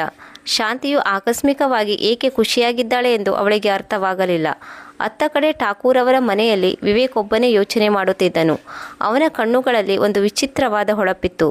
ಅವನು ಇಷ್ಟಪಟ್ಟಿದ್ದನ್ನು ಪಡೆದುಕೊಳ್ಳಲು ಯಾವುದೇ ಮಟ್ಟಕ್ಕಾದರೂ ಇಳಿಯುತ್ತಿದ್ದನು. ಅವನು ಅನಾಮಿಕಳ ಮುಗ್ಧತೆ ಹಾಗೂ ಸೌಂದರ್ಯವನ್ನು ನೋಡಿದ್ದನು. ಆದರೆ ಅವನ ಮನದಲ್ಲಿ ಅನಾಮಿಕಳ ವಿಷಯದಲ್ಲಿ ಯಾವುದೇ ಪ್ರಾಮಾಣಿಕ ಭಾವನೆ ಇರಲಿಲ್ಲ. ವಿವೇಕನ ಸ್ವಭಾವದಲ್ಲಿ ಅಹಂಕಾರ ಮತ್ತು ಕ್ರೂರತೆ ತುಂಬಿತ್ತು. ಅಪ್ಪಾಜಿಯು ನನಗೆ ಇಷ್ಟವಿಲ್ಲದೆ ನನಗೆ ಈ ಹುಡುಗಿಯನ್ನು ಕಟ್ಟಲು ಪ್ರಯತ್ನಿಸುತ್ತಿದ್ದಾರೆ. ಈಗ ಅನಾಮಿಕಳು ನನಗೆ ಒಂದು ಸವಾಲಾಗಿದ್ದಾಳೆ. ಅವಳನ್ನು ನನ್ನದೇ ಆದ ರೀತಿಯಲ್ಲಿ ನನ್ನ ವಶ ಮಾಡಿಕೊಳ್ಳಬೇಕು. ಈ ಮಧ್ಯದಲ್ಲಿ ಠಾಕೂರ್ ಪರಿವಾರದಲ್ಲಿ ಮದುವೆ ತಯಾರಿ ನಡೆಯಿತು. ಬಂಗಲೆಯು ಮದುವೆಯ ಸಡಗರದಿಂದ ಕೂಡಿತ್ತು. ಕೆಲಸದ ಆಳುಗಳು ಹಗಲು ರಾತ್ರಿ ಕೆಲಸದಲ್ಲಿ ನಿರತರಾಗಿದ್ದರು. ಧೀರೇಂದ್ರ ಠಾಕೂರ್ ಅವರು ಈ ಮದುವೆಯು ಹಳ್ಳಿಯಲ್ಲಿ ಮನೆಮಾತಾಗಬೇಕು ಎಂದು ಅಂದುಕೊಂಡಿದ್ದರು. ಮದುವೆಗಾಗಿ ಹಳ್ಳಿಯ ಹೊರಗೆ ಒಂದು ವಿಶಾಲವಾದ ಸಭಾಂಗಣವನ್ನು ನಿರ್ಮಿಸಲಾಗಿತ್ತು. ಮೃಷ್ಟಾನ್ನ ಭೋಜನಗಳ ತಯಾರಿ ನಡೆದಿತ್ತು. ಹಳ್ಳಿಯ ಜನರು ಈ ಮದುವೆಯ ಬಗ್ಗೆ ಉತ್ಸಾಹದಿಂದ ಇದ್ದರು. ಆದರೆ ಅನಾಮಿಕಳು ತುಂಬ ಹೆದರಿಕೊಂಡಿದ್ದಳು. ಇದೆಲ್ಲವೂ ತನ್ನ ಜೊತೆಗೆ ಏಕೆ ನಡೆಯುತ್ತಿದೆ ಎಂದುಕೊಂಡಳು. ಒಂದು ದಿನ ಸಂಜೆ ಅವಳು ಕುಳಿತಿದ್ದಾಗ ಅವಳ ತಂದೆ ರಾಮು ಅವರು ಅವಳ ಬಳಿ ಬಂದರು ಮತ್ತು ಅನಾಮಿಕಳನ್ನು ನೋಡಿದರು. ಅವಳ ಮುಖದಲ್ಲಿ ಚಿಂತೆಯ ಭಾವ ತುಂಬಿತ್ತು. ಅವರಿಗೆ ಗೊತ್ತಿತ್ತು, ಅನಾಮಿಕಾ ಈ ಮದುವೆಯಿಂದ ಖುಷಿಯಾಗಿಲ್ಲ. ಆದರೆ ಅವರು ಏನೂ ಮಾಡುವ ಹಾಗಿರಲಿಲ್ಲ. ಠಾಕೂರ್ ಪರಿವಾರದ ವಿರುದ್ಧ ನಿಂತುಕೊಳ್ಳುವ ತಾಕತ್ತು ಅವರಲ್ಲಿ ಇರಲಿಲ್ಲ. ರಾಮು ಅವರು ಅನಾಮಿಕಳ ತಲೆಯನ್ನು ನೇವರಿಸುತ್ತಾ ಹೇಳಿದರು, ಮಗಳೇ, ಇದೆಲ್ಲವೂ ಆಕಸ್ಮಿಕವಾಗಿ ನಡೆಯುತ್ತಿದೆ ಎಂದು ನನಗೂ ಗೊತ್ತು. ನಿನಗೆ ಇದು ವಿಚಿತ್ರವೆನಿಸಿರಬಹುದು. ಆದರೆ ಒಂದು ನೆನಪಿಟ್ಟುಕೋ, ನಾನು ಯಾವಾಗಲೂ ನಿನ್ನ ಜೊತೆ ಇದ್ದೇನೆ. ನಿನಗೆ ಏನಾದರೂ ತೊಂದರೆಯಾಗಿದ್ದರೆ ನನಗೆ ಅವಶ್ಯವಾಗಿ ಹೇಳು. ಅನಾಮಿಕಳು ತನ್ನ ತಂದೆಯ ಕಣ್ಣಲ್ಲಿ ಕಣ್ಣಿಟ್ಟು ನೋಡಿದಳು. ಅವಳು ಏನೋ ಹೇಳಲು ಬಯಸಿದಳು. ಆದರೆ ಮಾತುಗಳು ಹೊರಬರಲಿಲ್ಲ. ಅವಳ ಕಣ್ಣಿನಲ್ಲಿ ಕಣ್ಣೀರು ಇಳಿಯಿತು. ರಾಮು ಅವರು ತನ್ನ ಮಗಳನ್ನು ಪ್ರೀತಿಯಿಂದ ತಬ್ಬಿಕೊಂಡರು. ಅವರಿಗೆ ಗೊತ್ತಿತ್ತು, ನನ್ನ ಮಗಳು ಎಷ್ಟೊಂದು ಮುಗ್ಧೆ ಹಾಗೂ ತಿಳಿವಳಿಕೆಯುಳ್ಳವಳು ಎಂದು. ಆದರೆ ಈ ಪ್ರಪಂಚದ ಒಂದು ಕಠೋರ ಸತ್ಯದಿಂದ ಅವಳನ್ನು ಇಲ್ಲಿಯವರೆಗೆ ದೂರ ಇಡಲಾಗಿತ್ತು. ರಾಮು ಅವರ ಮನಸ್ಸಿನಲ್ಲಿಯೂ ಕೂಡ ಹಲವಾರು ಪ್ರಶ್ನೆಗಳು ಎದ್ದವು. ಇಷ್ಟು ದೊಡ್ಡ ಜನರು ಆಕಸ್ಮಿಕವಾಗಿ ನಮ್ಮಂಥ ಬಡವರ ಮನೆಯ ಹುಡುಗಿಯನ್ನು ಏಕೆ ಮದುವೆ ಮಾಡಿಕೊಳ್ಳುತ್ತಿದ್ದಾರೆ? ಆದರೆ ಇದರ ಬಗ್ಗೆ ಶಾಂತಿಯಿಂದಾಗಿ ಕೇಳುವ ಧೈರ್ಯ ತೋರಲಿಲ್ಲ. ಒಂದು ವೇಳೆ ತಾನು ಇದರ ಬಗ್ಗೆ ಪ್ರಶ್ನೆ ಎತ್ತಿದರೆ ಶಾಂತಿಯು ತನಗೆ ಅವಮಾನ ಮಾಡುವಳು ಎಂದು ಅವರಿಗೆ ಗೊತ್ತಿತ್ತು. ರಾತ್ರಿ ಅನಾಮಿಕಾಳಿಗೆ ಕಣ್ಣಿಗೆ ನಿದ್ದೆ ಹತ್ತಲಿಲ್ಲ. ಅವಳು ಈಗಲೂ ಪದೇ ಪದೇ ಹೆದರುತ್ತಿದ್ದಳು. ಅವಳ ಜೀವನದಲ್ಲಿ ಏನು ನಡೆಯುತ್ತಿದೆ ಎಂದು ಅವಳಿಗೆ ಈಗಲೂ ಅಂದಾಜಿಸಲು ಸಾಧ್ಯವಾಗಲಿಲ್ಲ. ಅವಳಿಗೆ ಒಂದು ಕನಸು ಬಿತ್ತು. ಅವಳು ದೊಡ್ಡ ಪೆಂಡಾಲ್ನಲ್ಲಿ ನಿಂತಂತೆ ತೋರಿತು. ಅಲ್ಲಿ 4 ದಿಕ್ಕುಗಳಿಂದ ಜನರು ಅವಳನ್ನು ನೋಡಿ ನಗುತ್ತಿದ್ದರು. ಡೋಲು ನಗಾರಿಗಳು ಮೊಳಗುತ್ತಿದ್ದವು. ಬಣ್ಣ ಬಣ್ಣದ ಬಟ್ಟೆಯಲ್ಲಿ ಜನರು ಕುಣಿಯುತ್ತಿದ್ದರು. ಆದರೆ ಅನಾಮಿಕಳ ಕಾಲುಗಳನ್ನು ಕಟ್ಟಲಾಗಿತ್ತು. ಅವಳು ಅಲ್ಲಿಂದ ತಪ್ಪಿಸಿಕೊಳ್ಳಲು ಪ್ರಯತ್ನಪಟ್ಟರೆ ಯಾವುದೋ ಅದೃಶ್ಯ ಶಕ್ತಿ ಅವಳನ್ನು ತಡೆಯುವಂತೆ ತೋರುತ್ತಿತ್ತು. ಅವಳು ಕೂಗಾಡುತ್ತಿದ್ದಳು, ನನ್ನನ್ನು ಬಿಟ್ಟು ಬಿಡಿ, ನನಗೆ ಹೋಗಲು ಬಿಡಿ ಎಂದು ಕೂಗಾಡುತ್ತಿದ್ದಳು. ಆದರೆ ಅವಳ ಧ್ವನಿ ಯಾರಿಗೂ ಕೇಳಿಸಲಿಲ್ಲ. ಕನಸಿನಲ್ಲಿ ಅವಳು ವಿವೇಕ್ ಠಾಕೂರ್ ತನ್ನ ಕಡೆಗೆ ಬರುತ್ತಿರುವುದನ್ನು ನೋಡಿದಳು. ಅವನ ಕಣ್ಣಿನಲ್ಲಿ ಕ್ರೌರ್ಯವಿತ್ತು. ವಿವೇಕನು ಅನಾಮಿಕಳ ಕಡೆಗೆ ಯಾವ ರೀತಿ ನಡೆದುಕೊಂಡು ಬರುತ್ತಿದ್ದನೆಂದರೆ, ಒಬ್ಬ ಶಿಕಾರಿಯು ತನ್ನ ಬೇಟೆಯನ್ನು ಹುಡುಕಿಕೊಂಡು ಬರುವಂತೆ ಕ್ರೂರವಾಗಿ ನಡೆದುಕೊಂಡು ಬರುತ್ತಿದ್ದನು. ಅನಾಮಿಕಾ ಓಡಲು ಪ್ರಯತ್ನಿಸಿದಳು. ಆದರೆ ಅವಳ ಕಾಲಿಗೆ ಕಟ್ಟಿದ ಸರಪಳಿಗಳು ಅವಳನ್ನು ತಡೆಯುತ್ತಿದ್ದವು. ಅವಳು ವಿವೇಕನಿಂದ ದೂರ ಹೋಗಲು ಪ್ರಯತ್ನಿಸಿದಳು. ಆದರೆ ವಿವೇಕನು ಅವಳನ್ನು ಹಿಡಿದುಕೊಂಡನು. ಗಟ್ಟಿಯಾಗಿ ಹಿಡಿದೆಳೆದುಕೊಂಡು ತನ್ನ ಬಳಿ ಕರೆದುಕೊಂಡು ಬಂದನು. ಆಕಸ್ಮಿಕವಾಗಿ ಅವಳು ನಿದ್ದೆಯಿಂದ ಎದ್ದಳು. ನಡುಗುತ್ತಾ ಎದ್ದು ಕುಳಿತುಕೊಂಡಳು. ಅವಳ ಹೃದಯವು ವೇಗವಾಗಿ ಬಡಿದುಕೊಳ್ಳುತ್ತಿತ್ತು. ಏದುಸಿರು ಬಿಡುತ್ತಿದ್ದಳು. ಈ ಕನಸು ಅವಳ ಅನಿಶ್ಚಿತತೆ ಮತ್ತು ಹೆದರಿಕೆಯ ಪ್ರತೀಕವಾಗಿತ್ತು. ಅವಳಿಗೆ ಈಗ ಅರ್ಥವಾಯಿತು, ಈ ಮದುವೆಯು ನನ್ನನ್ನು ಸಂಪೂರ್ಣವಾಗಿ ಬದಲಾಯಿಸುವುದು. ಆದರೆ ಅದಕ್ಕಾಗಿ ಅನಾಮಿಕಳು ತಯಾರಾಗಿರಲಿಲ್ಲ. ಇತ್ತ ಶಾಂತಿಯು ತನ್ನ ಯೋಜನೆಯನ್ನು ವೇಗವಾಗಿ ಮುಂದುವರಿಸಿದಳು. ಅವಳು ಈ ಅವಕಾಶವನ್ನು ತನ್ನ ಕೈಯಿಂದ ತಪ್ಪಿ ಹೋಗಲು ಅವಕಾಶ ನೀಡಬಾರದು ಎಂದುಕೊಂಡಳು. ಈಗ ನನ್ನ ಜೀವನ ಬದಲಾಗುವುದರಲ್ಲಿ 2 ಮಾತಿಲ್ಲ ಎಂದು ಅವಳಿಗೆ ಅರ್ಥವಾಗಿತ್ತು. 2 ಲಕ್ಷ ರೂಪಾಯಿ, ಚಿನ್ನದ ಆಭರಣಗಳು ಮತ್ತು ಈ ಹಳ್ಳಿಯ ದೊಡ್ಡ ಶ್ರೀಮಂತ ಮನೆಯ ಸೊಸೆ, ಇದೆಲ್ಲವನ್ನು ಶಾಂತಿಯು ಯೋಚಿಸುತ್ತಿದ್ದಳು. ಶಾಂತಿಯು ತನ್ನ ಪತಿ ರಾಮು ಅವರಿಗೆ ಹೆಚ್ಚಿನ ಮಾಹಿತಿಯನ್ನು ನೀಡಲಿಲ್ಲ. ಏಕೆಂದರೆ ಅವಳಿಗೆ ಗೊತ್ತಿತ್ತು, ರಾಮು ಅವರಿಗೆ ವಿಷಯ ಗೊತ್ತಾದರೆ ಮದುವೆಯನ್ನು ವಿರೋಧಿಸುವ ಸಾಧ್ಯತೆ ಇತ್ತು. ಹಾಗಾಗಿ ಶಾಂತಿಯು ತನ್ನಷ್ಟಕ್ಕೆ ತಾನೇ ಮದುವೆಯ ತಯಾರಿಯಲ್ಲಿ ತೊಡಗಿಸಿಕೊಂಡಳು. ಮತ್ತು ಅನಾಮಿಕಳು ಕೂಡ ಮದುವೆಗೆ ತಯಾರಾಗಬೇಕು ಎಂದು ಯೋಚಿಸಿ ಶಾಂತಿಯು ಅನಾಮಿಕಳನ್ನು ಕೂಗಿ ಕರೆದಳು. ಒಬ್ಬಂಟಿಯಾಗಿ ಕುಳಿತ ಅನಾಮಿಕ ತನ್ನ ಚಿಕ್ಕಮ್ಮನ ಧ್ವನಿಯನ್ನು ಕೇಳಿ ಹೊರಗಡೆ ಬಂದಳು. ಮದುವೆಯ ತಯಾರಿ ಇಷ್ಟೊಂದು ಬೇಗ ಶುರುವಾಯಿತು ಎಂದು ಅವಳಿಗೆ ಅಚ್ಚರಿಯಾಯಿತು. ಚಿಕ್ಕಮ್ಮ, ಇಷ್ಟೊಂದು ಬೇಗ ಏಕೆ? ಆಗ ಶಾಂತಿ ಹೇಳಿದಳು, ನೀನೇನು ಪ್ರಶ್ನೆ ಕೇಳುವ ಅವಶ್ಯಕತೆ ಇಲ್ಲ. ನಾವೇನು ಹೇಳುತ್ತೇವೋ ನೀನು ಅಷ್ಟೇ ಮಾಡು. ಮದುವೆ ಮುಂದಿನ ವಾರವೇ ಇದೆ. ನಾವು ತುಂಬ ತಯಾರಿ ಮಾಡಬೇಕಾಗಿದೆ. ಶಾಂತಿಯ ಧ್ವನಿಯಲ್ಲಿ ಕಠೋರತೆ ಇತ್ತು. ಅವಳ ಮುಖದಲ್ಲಿ ಒಂದು ರೀತಿಯ ನೆಮ್ಮದಿ ಇತ್ತು. ಅನಾಮಿಕಳು ಅತ್ಯಂತ ಕಠಿಣ ಪರಿಸ್ಥಿತಿಯಲ್ಲಿದ್ದಳು. ಆಕಸ್ಮಿಕವಾಗಿ ನಡೆಯುತ್ತಿರುವ ಈ ಘಟನೆಯು ಅವಳನ್ನು ಸಂಪೂರ್ಣವಾಗಿ ಕುಗ್ಗಿ ಹೋಗುವಂತೆ ಮಾಡಿತು. ವಿವೇಕ್ ಠಾಕೂರನ ಬಗ್ಗೆ ಅವಳಿಗೆ ಏನೂ ಗೊತ್ತಿರಲಿಲ್ಲ. ಅವಳಿಗೆ ಈ ಮದುವೆ ಮಾಡಿಕೊಳ್ಳುವ ಮನಸ್ಸಿಲ್ಲದಿದ್ದರೂ ತನ್ನ ಬಳಿ ಬೇರೆ ಯಾವುದೇ ಉಪಾಯವಿಲ್ಲವೆಂದು ಅವಳಿಗೆ ಗೊತ್ತಿತ್ತು. ತನ್ನ ಮಲತಾಯಿಯು ನಿರ್ಧಾರ ಮಾಡಿದ್ದಳು. ತನ್ನ ಚಿಕ್ಕಮ್ಮನ ವಿರುದ್ಧ ಮಾತನಾಡುವ ಧೈರ್ಯ ಅವಳಿಗೆ ಇರಲಿಲ್ಲ. ರಾತ್ರಿ ಮಲಗಿದಾಗ ಅವಳ ಕಣ್ಣಿನಲ್ಲಿ ನಿದ್ದೆ ಇರಲಿಲ್ಲ. ಅವಳಿಗೆ ವಿವೇಕ್ ಠಾಕೂರನ ನೆನಪಾಯಿತು. ಮೊದಲ ಬಾರಿಗೆ ಅವಳನ್ನು ನೋಡಲು ಬಂದಾಗ ಅವನ ಕಣ್ಣಿನಲ್ಲಿ ಒಂದು ರೀತಿಯ ಹೊಳಪಿತ್ತು. ತಾನು ಅನಾಮಿಕಳನ್ನು ಪಡೆಯುತ್ತೇನೆಂದು ಅವನು ಮೊದಲೇ ನಿರ್ಧಾರ ಮಾಡಿದ ಹಾಗೆ ತೋರುತ್ತಿತ್ತು. ಆ ವ್ಯಕ್ತಿ ಹೇಗಿದ್ದಾನೆ? ನನ್ನನ್ನು ಚೆನ್ನಾಗಿ ನೋಡಿಕೊಳ್ಳುತ್ತಾನೆಯೇ? ಹೀಗೆ ಅವಳ ಮನದಲ್ಲಿ ಹಲವಾರು ಪ್ರಶ್ನೆಗಳು ಮೂಡಿದವು. ಅವಳಿಗೆ ತನ್ನ ಭವಿಷ್ಯದ ಚಿಂತೆ ಕಾಡತೊಡಗಿತು. ಅವಳ ಜೀವನ ಮುದುಡಿ ಹೋದ ಹಾಗೆ ಆಗಿತ್ತು. ಅವಳು ಈ ಕಷ್ಟದಿಂದ ಹೊರಬರುವ ಯಾವುದೇ ಉಪಾಯವನ್ನು ಹುಡುಕಲಿಲ್ಲ. ಮಾರನೇ ದಿನ ಮದುವೆಯ ತಯಾರಿ ಜೋರಾಗಿ ನಡೆಯಿತು. ಶಾಂತಿಯು ಹಳ್ಳಿಯ ಎಲ್ಲ ಜನರನ್ನು ಕರೆಯಲು ಶುರು ಮಾಡಿದ್ದಳು. ಮನೆಯ ಹೊರಗೆ ಪೆಂಡಾಲ್ ಹಾಕಲಾಯಿತು. ಹಳ್ಳಿಯ ಮಹಿಳೆಯರು ಅನಾಮಿಕಳನ್ನು ನೋಡಿ ಶುಭ ಹಾರೈಸಿದರು. ಮತ್ತೆ ಹೇಳಿದರು, ನೀನಂತೂ ರಾಜಕುಮಾರಿಯಂತೆ ತೋರುತ್ತೀಯ. ಆದರೆ ಅನಾಮಿಕಳ ಮುಖದ ಮೇಲೆ ನಗುವಿರಲಿಲ್ಲ. ಅವಳು ಪ್ರತಿಯೊಂದು ಹೊಗಳಿಕೆ ಮುಂದೆ ಅಡಗಿರುವ ಸತ್ಯವನ್ನು ಹುಡುಕಲು ಪ್ರಯತ್ನಿಸುತ್ತಿದ್ದಳು. ಅವಳ ಮನಸ್ಸಿನಲ್ಲಿ ಪದೇ ಪದೇ ಪ್ರಶ್ನೆಗಳು ಏಳುತ್ತಿದ್ದವು. ನಿಜವಾಗಲೂ ಇವರು ನನ್ನ ಸುಖವನ್ನು ಬಯಸುತ್ತಿದ್ದಾರೆಯೇ? ಮದುವೆಗಾಗಿ ಅವಳಿಗೆ ಬಟ್ಟೆಯನ್ನು ತೊಡಿಸುತ್ತಿರುವಾಗ ಅವಳಿಗೆ ವಿಚಿತ್ರವಾದ ಅನುಭವವಾಯಿತು.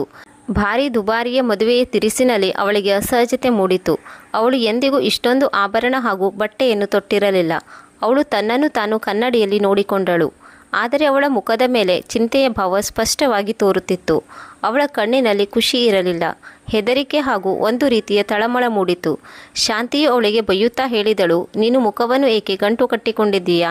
ನಿನಗೆ ಗೊತ್ತೇನು ನೀನು ಯಾರ ಮನೆಗೆ ಮದುವೆಯಾಗಿ ಹೋಗುತ್ತಿದ್ದೀಯಾ ಎಂದು? ನಿನಗೆ ಗೊತ್ತೇನು ಧೀರೇಂದ್ರ ಠಾಕೂರ್ ಅವರ ಮನೆಯಲ್ಲಿ ನಿನಗೆ ಯಾವುದೇ ತೊಂದರೆಯಾಗದು. ಅನಾಮಿಕ ಸುಮ್ಮನಿದ್ದಳು. ಅವಳಿಗೆ ಏನನ್ನೂ ಹೇಳುವ ಮನಸ್ಸಾಗಲಿಲ್ಲ. ಅವಳಿಗೆ ಗೊತ್ತಿತ್ತು, ಅವಳ ಮಲತಾಯಿ ಅವಳ ಭಾವನೆಗಳನ್ನು ಎಂದಿಗೂ ಅರ್ಥ ಮಾಡಿಕೊಳ್ಳುವುದಿಲ್ಲ. ಅತ್ತ ಕಡೆ ಠಾಕೂರ್ ಅವರ ಮನೆಯಲ್ಲಿಯೂ ಕೂಡ ಮದುವೆಯ ತಯಾರಿ ನಡೆದಿತ್ತು. ಆದರೆ ವಿವೇಕ್ ಠಾಕೂರ್ ಈ ತಯಾರಿಯಿಂದ ಅಷ್ಟೇನು ಉತ್ಸಾಹಿತನಾಗಿರಲಿಲ್ಲ. ಅವನು ಇದನ್ನು ಒಂದು ಔಪಚಾರಿಕತೆ ಎಂದು ತಿಳಿದುಕೊಂಡಿದ್ದನು. ಅವನ ಮನದಲ್ಲಿ ಮದುವೆಯ ಬಗ್ಗೆ ವಿಶೇಷ ಆಸಕ್ತಿ ಇರಲಿಲ್ಲ. ಅವನು ಮದುವೆಯನ್ನು ಒಂದು ಬಂಧನವೆಂದು ತಿಳಿದಿದ್ದನು. ಅದು ಅವನ ಸ್ವಾತಂತ್ರ್ಯವನ್ನು ಕಸಿಯುತ್ತದೆ ಎಂದು ಹೇಳುತ್ತಿದ್ದನು. ವಿವೇಕನು ಗೆಳೆಯರಲ್ಲಿ ಹೇಳಿದನು, ಈ ಮದುವೆಯಂತೂ ಒಂದು ತೋರ್ಪಡಿಕೆಯಾಗಿದೆ. ನನಗೆ ಇದೆಲ್ಲವೂ ಏನೂ ಅಲ್ಲ. ನನಗೆ ಕೇವಲ ಅನಾಮಿಕ ಬೇಕು. ನಾನು ಅವಳನ್ನು ಪಡೆದುಕೊಳ್ಳುವ ವಿಧಾನ ಇದೆ ಎಂದು ಅಂದುಕೊಂಡಿದ್ದೇನೆ. ವಿವೇಕನ ಮನಸ್ಸಿನಲ್ಲಿ ಅನಾಮಿಕಳ ಮೇಲೆ ನಿಜವಾದ ಪ್ರೀತಿ ಇರಲಿಲ್ಲ. ಅವನು ಅವಳನ್ನು ಒಂದು ಮಹಿಳೆಯ ರೂಪದಲ್ಲಿ ನೋಡುತ್ತಿದ್ದನು. ಅವಳನ್ನು ತನ್ನದೇ ರೀತಿಯಲ್ಲಿ ಪಡೆಯಲು ಬಯಸಿದ್ದನು. ಮದುವೆ ಅವನಿಗೆ ಒಂದು ಔಪಚಾರಿಕತೆ ಆಗಿತ್ತು.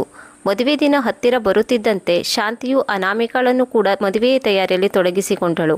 ಅನಾಮಿಕಳಿಗೆ ಇದು ವಿಚಿತ್ರವಾಗಿತ್ತು. ಅವಳು ತನ್ನ ತಂದೆ ರಾಮ್ ಅವರನ್ನು ಕೂಡ ತುಂಬ ನೆನಪು ಮಾಡಿಕೊಳ್ಳುತ್ತಿದ್ದಳು. ಅವಳ ತಂದೆಯವರು ಕೂಡ ಈ ಮದುವೆಯಿಂದ ಖುಷಿಯಾಗಿರಲಿಲ್ಲ. ಆದರೆ ಅವರು ಏನನ್ನೂ ಹೇಳಲು ಅಸಮರ್ಥರಾಗಿದ್ದರು.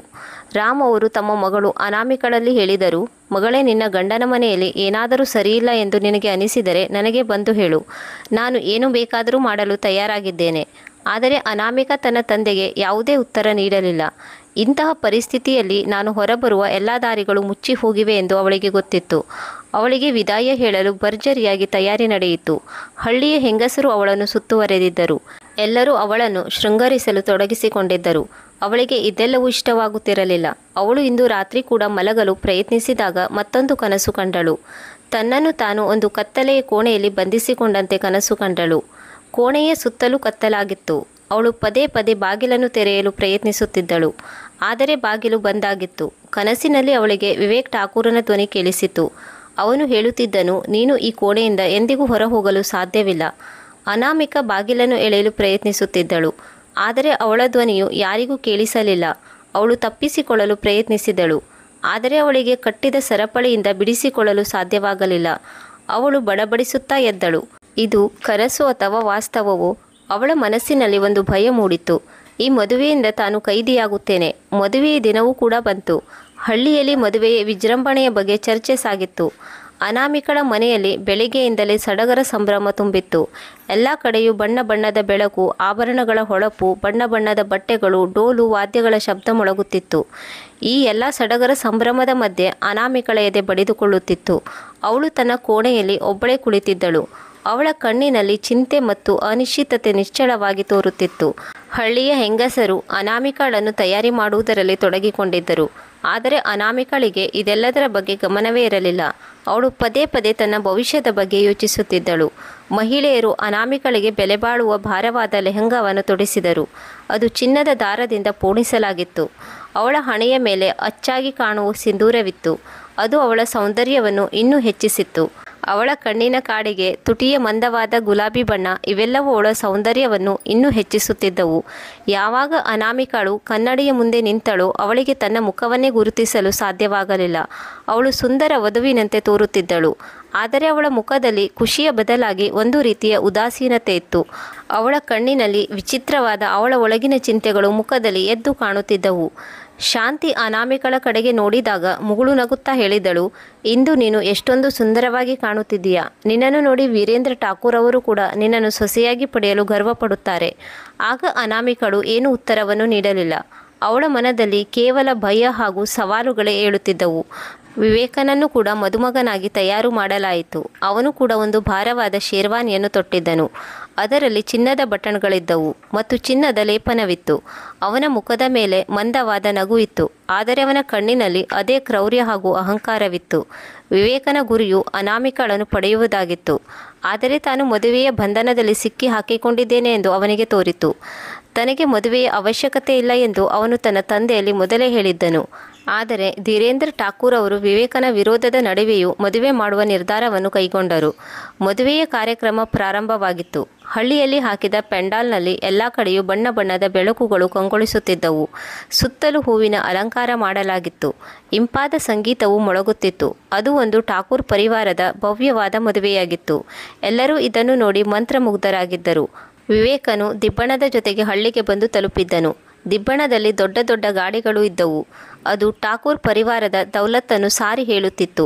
ಕುದುರೆ ಮೇಲೆ ಸವಾರಿ ಮಾಡುತ್ತಿರುವ ಜನರು, ಹಾಡುತ್ತಾ ನೃತ್ಯ ಮಾಡುವವರು ಈ ದಿಬ್ಬಣವನ್ನು ಇನ್ನೂ ಸುಂದರವಾಗಿ ಕಾಣುವಂತೆ ಮಾಡಿದ್ದರು. ವಿವೇಕನನ್ನು ಕುದುರೆಯಿಂದ ಕೆಳಗೆ ಇಳಿಸಿದಾಗ ಅವನಿಗೆ ಆರತಿಯನ್ನು ಬೆಳಗಲಾಯಿತು.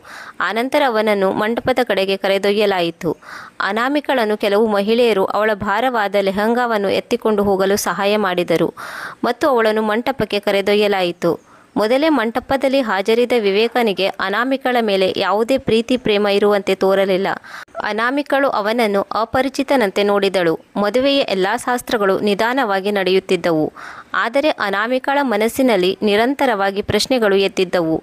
ಅವಳು ವಿವೇಕನ ಕಡೆ ನೋಡಿದಾಗ ಅವನೊಂದಿಗೆ ಯಾವುದೇ ಭಾವನಾತ್ಮಕ ಸಂಬಂಧ ಹೊಂದಲು ಸಾಧ್ಯವಾಗಲಿಲ್ಲ. ನಿಜವಾಗಲೂ ಈ ವ್ಯಕ್ತಿಯು ನನ್ನ ಜೊತೆ ಜೀವನವನ್ನು ಕಳೆಯುತ್ತಾನೆಯೇ? ಅವಳು ತನ್ನಲ್ಲಿ ಪ್ರಶ್ನೆಯನ್ನು ಕೇಳಿಕೊಂಡಳು. ಅವಳ ದೃಷ್ಟಿಯು ತನ್ನ ತಂದೆ ರಾಮು ಅವರ ಕಡೆಗೆ ಸಾಗಿತು. ಅವರು ತಮ್ಮ ಕಣ್ಣಲ್ಲಿ ಕಣ್ಣೀರನ್ನು ತುಂಬಿಸಿಕೊಂಡಿದ್ದರು. ತನ್ನ ಮಗಳು ತನ್ನಿಂದ ದೂರವಾಗುತ್ತಿರುವುದರಿಂದ ಅವರು ತುಂಬ ಭಾವುಕರಾಗಿದ್ದರು. ತಮ್ಮ ಮಗಳಿಗಾಗಿ ತಮ್ಮಿಂದ ಏನೂ ಮಾಡಲು ಸಾಧ್ಯವಿಲ್ಲ ಎಂದು ಅವರಿಗೆ ದುಃಖವಾಗಿತ್ತು. ಆದರೆ ಅವರು ತಮ್ಮಷ್ಟಕ್ಕೆ ಶಾಂತರಾದರು. ವೀರೇಂದ್ರ ಠಾಕೂರ್ ಅವರ ಪರಿವಾರ ತುಂಬ ಶ್ರೀಮಂತವಾಗಿದೆ. ಬಹುಶಃ ಅಲ್ಲಿ ನನ್ನ ಮಗಳಿಗೆ ಯಾವುದೇ ತೊಂದರೆಯಾಗಲಾರದು ಅಂದುಕೊಂಡರು. ಈಗಲೂ ಅನಾಮಿಕಳಿಗೆ ತನ್ನ ಮದುವೆಯ ಬಗ್ಗೆ ತುಂಬ ಹೆದರಿಕೆ ಕಾಡುತ್ತಿತ್ತು. ಅವಳ ಮಲತಾಯಿ ಶಾಂತಿಯೇ ಹಣದ ಆಸೆಗಾಗಿ ಇದೆಲ್ಲ ಮಾಡಿದ್ದಳು ಎಂದು ಅವಳಿಗೆ ಗೊತ್ತಿತ್ತು. ಈ ಮದುವೆಯ ನಂತರ ಅವಳ ಜೀವನ ಎಷ್ಟೊಂದು ಬದಲಾಗುತ್ತದೆ ಎಂದು ಅವಳಿಗೆ ಗೊತ್ತಿರಲಿಲ್ಲ. ಪುರೋಹಿತರು ಮಂತ್ರ ಪಠಿಸುತ್ತಿದ್ದಾಗ, ತಾಳಿ ಕಟ್ಟುವಾಗ, ಸಪ್ತಪದಿ ತುಳಿಯುತ್ತಿದ್ದಾಗ ಅನಾಮಿಕಳು ಇನ್ನೂ ತಳಮಳಗೊಂಡಳು. ಇನ್ನೂ ಕುಗ್ಗಿ ಹೋದಳು. ವಿವೇಕನನ್ನು ನೋಡಿದಾಗ ಅವನ ಮುಖ ಭಾವಹೀನವಾಗಿತ್ತು. ಕೇವಲ ಮದುವೆಯು ಅವನಿಗೆ ಔಪಚಾರಿಕವೆಂಬಂತೆ ಇತ್ತು. ಅನಾಮಿಕ ಯೋಚಿಸಿದಳು, ನಾನು ಇಂತಹ ವ್ಯಕ್ತಿಯೊಂದಿಗೆ ಜೀವನ ಪರ್ಯಂತ ಹೇಗೆ ಕಾಲ ಕಳೆಯಲಿ? ಸಪ್ತಪದಿ ತುಳಿದ ನಂತರ ಪಂಡಿತರು ಅನಾಮಿಕಳ ಹಣೆಯಲ್ಲಿ ಸಿಂಧೂರವಿಡಲು ವಿವೇಕನಿಗೆ ಹೇಳಿದರು. ಆಗ ಅನಾಮಿಕಳಿಗೆ ವಿಚಿತ್ರವಾದ ಚಿಂತೆ ಕಾಡತೊಡಗಿದ್ದು, ಈ ಸಿಂಧೂರವು ನನ್ನ ಸ್ವಾತಂತ್ರ್ಯವನ್ನು ಕಿತ್ತುಕೊಳ್ಳುತ್ತದೆ ಎಂದು ಅಂದುಕೊಂಡಳು. ತನ್ನನ್ನು ತಾನು ಸಂಭಾಳಿಸಿಕೊಂಡು ಕಣ್ಣು ಮುಚ್ಚಿದಳು. ಎಲ್ಲ ಶಾಸ್ತ್ರಗಳು ಮುಗಿದ ನಂತರ ಬೀಳ್ಕೊಡುವ ಸಮಯ ಬಂದಿತ್ತು. ಇದು ಅನಾಮಿಕಳಿಗೆ ಅತ್ಯಂತ ಕಠಿಣ ಸಮಯವಾಗಿತ್ತು. ಅವಳ ಕಣ್ಣುಗಳಲ್ಲಿ ಕಣ್ಣೀರಿತ್ತು. ತನ್ನ ತಂದೆ ರಾಮು ಅವರಿಂದ ದೂರವಾಗುತ್ತಿರುವುದನ್ನು ಕೂಡ ಅವಳಿಗೆ ಸಹಿಸಿಕೊಳ್ಳಲು ಸಾಧ್ಯವಾಗಲಿಲ್ಲ. ಬೀಳ್ಕೊಡುವಾಗ ಅನಾಮಿಕಾ ತನ್ನ ತಂದೆಯನ್ನು ಅಪ್ಪಿಕೊಂಡು ಜೋರಾಗಿ ಎತ್ತಳು. ರಾಮು ಅವರು ಕೂಡ ತಮ್ಮ ಭಾವನೆಗಳನ್ನು ತಡೆದುಕೊಳ್ಳಲು ಸಾಧ್ಯವಾಗಲಿಲ್ಲ. ಅವರ ಕಣ್ಣಿಂದ ಕಣ್ಣೀರು ಸುರಿಯಿತು. ಅವರಿಗೆ ಗೊತ್ತಿತ್ತು, ತನ್ನ ಮಗಳು ಈಗ ಹೊಸ ಜೀವನ ಪ್ರಾರಂಭ ಮಾಡುತ್ತಿದ್ದಾಳೆ. ಆದರೆ ಅವಳು ಆ ಶ್ರೀಮಂತ ಮನೆಯಲ್ಲಿ ಖುಷಿಯಾಗಿರುತ್ತಾಳೆಯೇ? ಶಾಂತಿಯು ಮಗಳಿಗೆ ಸಮಾಧಾನ ಮಾಡುತ್ತಾ ಹೇಳಿದಳು, ಈಗ ನೀನು ಠಾಕೂರ್ ಪರಿವಾರದ ಸೊಸೆಯಾಗಿದ್ದೀಯಾ. ನಿನಗೆ ಅಲ್ಲಿ ಯಾವುದೇ ಒಂದು ಕೊರತೆಯಾಗುವುದಿಲ್ಲ. ನಿನ್ನ ತಾಯಿಯನ್ನು ಮರೆಯಬೇಡ. ಅಲ್ಲಿ ಹೋಗಿ ಖುಷಿಯಾಗಿರು ಎಂದು ಶಾಂತಿಯು ತನ್ನ ಮಗಳನ್ನು ಬೀಳ್ಕೊಟ್ಟಳು. ಅವಳ ಹೃದಯ ಭಾರವಾಗಿತ್ತು. ಮದುಮಗಳಾಗಿ ಅವಳು ಗಾಡಿಯಲ್ಲಿ ಕುಳಿತುಕೊಂಡಿದ್ದಳು. ಆದರೆ ಅವಳಲ್ಲಿ ಯಾವುದೇ ಖುಷಿ ಇರಲಿಲ್ಲ. ಗಾಡಿಯು ನಿಧಾನವಾಗಿ ಠಾಕೂರ್ ಅವರ ಬಂಗಲೆಗೆ ಸಾಗಿತು. ಠಾಕೂರ್ ಬಂಗಲೆಯ ಬಗ್ಗೆ ಅನಾಮಿಕಾ ಕೇವಲ ಕೇಳಿದಳು, ಆದರೆ ಎಂದಿಗೂ ನೋಡಿರಲಿಲ್ಲ. ಹಳ್ಳಿಯಲ್ಲಿ ಈ ಬಂಗಲೆಯ ಬಗ್ಗೆ ಇದು ರಹಸ್ಯಮಯವಾಗಿದೆ ಮತ್ತು ಭಯಾನಕವಾಗಿದೆ ಎಂದು ಕತೆ ಹೇಳಲಾಗುತ್ತಿತ್ತು. ಆ ಬಂಗಲೆಯಲ್ಲಿ ಹಲವಾರು ವಿಚಿತ್ರ ಹಾಗೂ ಭಯಾನಕ ಘಟನೆಗಳು ಜರುಗುತ್ತವೆ.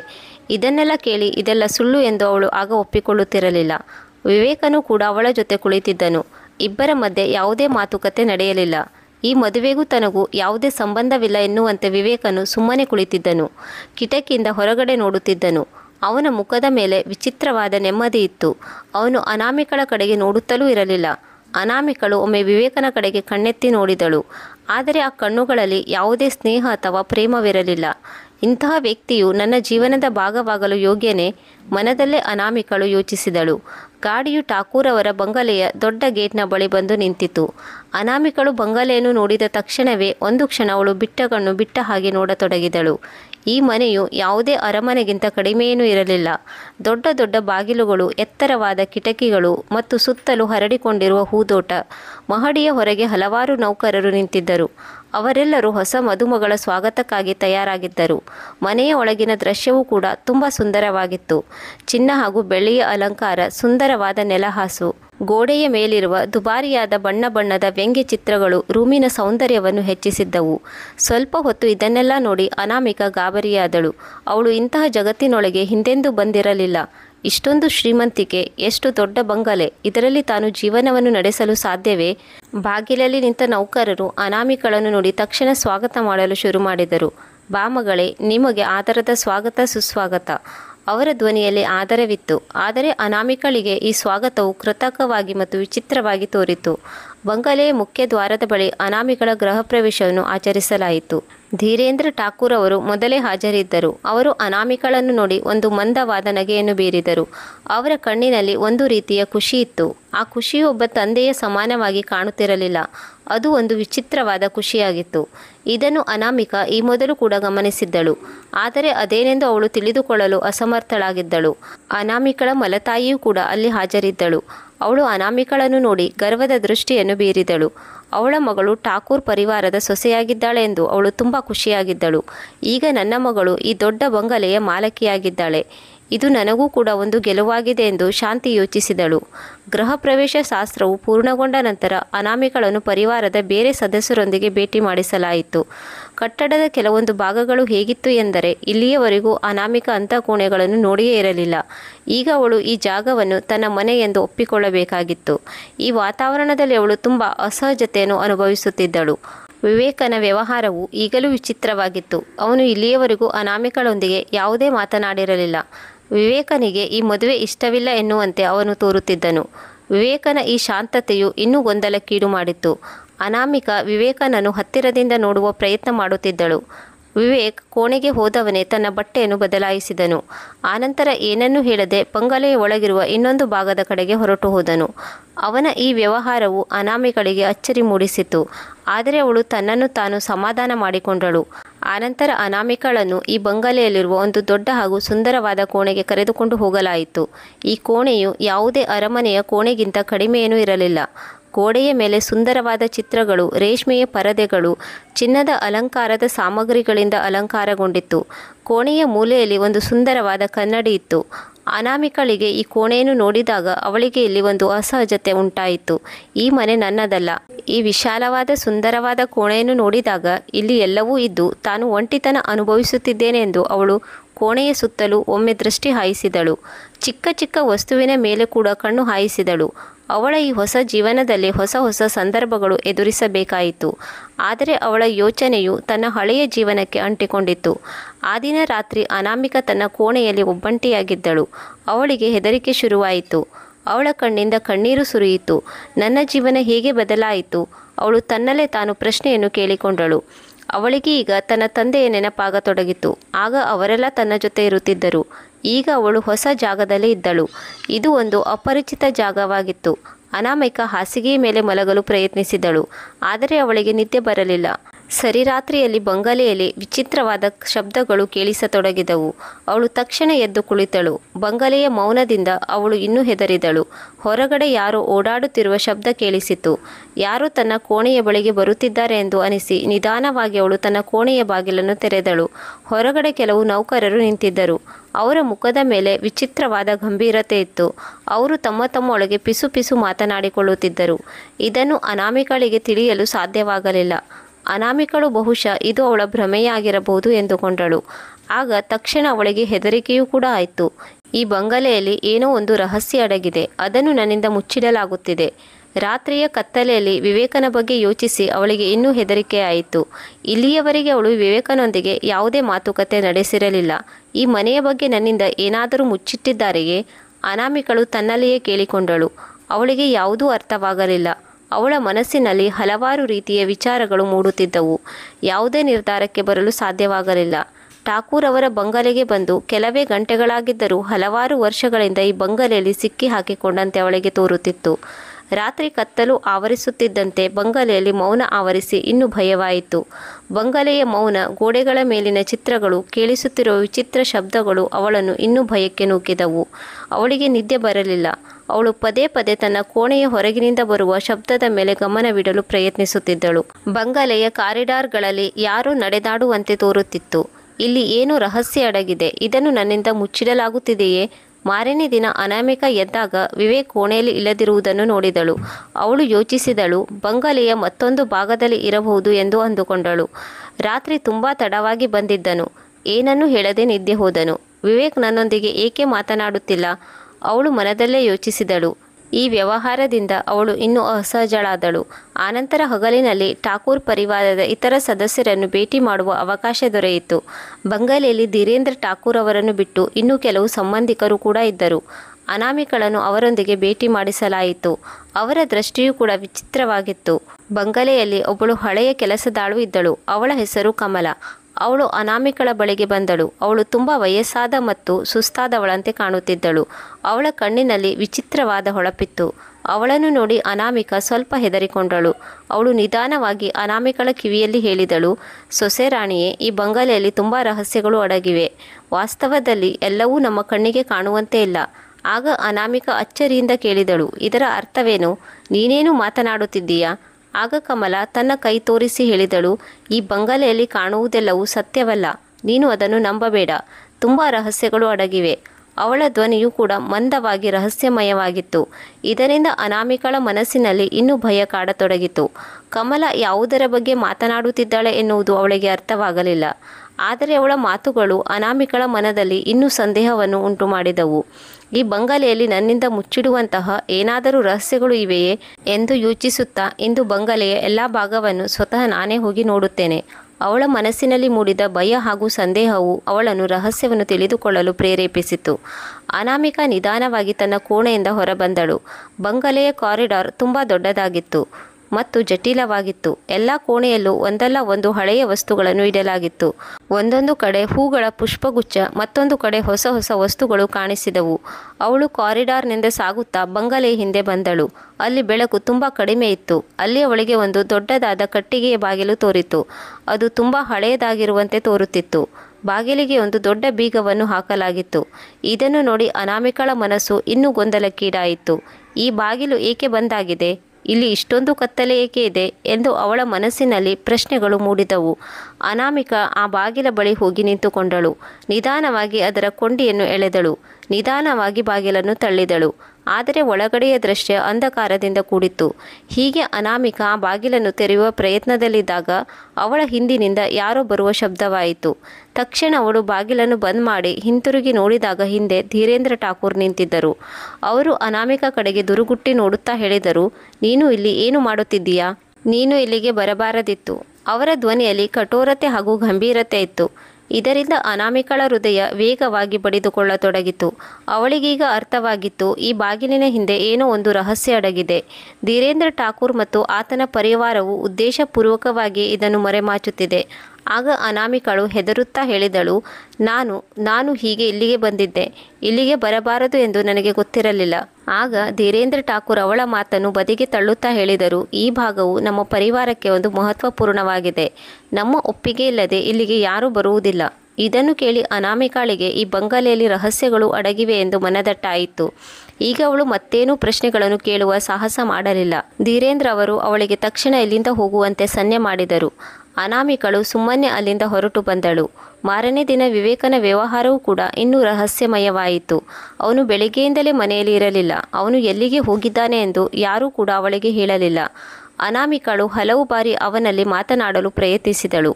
ಆದರೆ ವಿವೇಕನು ಅವಳನ್ನು ಸಂಪೂರ್ಣವಾಗಿ ತಿರಸ್ಕಾರ ಮಾಡಿದನು. ಅವನು ಇಡೀ ದಿನ ಬಂಗಲೆಯಿಂದ ಹೊರಗಡೆ ಇದ್ದನು. ರಾತ್ರಿ ಆಗುತ್ತಿದ್ದಂತೆ ಮರಳಿ ಬಂದವನೇ ತನ್ನ ಕೋಣೆಗೆ ಹೊರಟು ಹೋದನು ಮತ್ತು ಬಾಗಿಲನ್ನು ಬಂದ್ ಮಾಡಿಕೊಂಡನು. ಅನಾಮಿಕಳು ವಿವೇಕನ ಈ ವ್ಯವಹಾರವನ್ನು ನೋಡಿ ಅಂದುಕೊಂಡಳು, ಈ ವ್ಯಕ್ತಿಯು ಏನನ್ನೂ ಮುಚ್ಚಿಡುತ್ತಿದ್ದಾನೆ. ನನ್ನೊಂದಿಗೆ ಏಕೆ ಮಾತನಾಡುತ್ತಿಲ್ಲ? ಈ ರಾತ್ರಿ ಏನೇ ಆಗಲಿ ತಾನು ವಿವೇಕನೊಂದಿಗೆ ಮಾತನಾಡಿಯೇ ತೀರುತ್ತೇನೆಂದು ನಿರ್ಧರಿಸಿಕೊಂಡಳು. ಅವನ ರಹಸ್ಯಮಯವಾದ ಕಾರಣವನ್ನು ತಿಳಿದುಕೊಳ್ಳಬೇಕೆಂದು ಅಂದುಕೊಂಡಳು.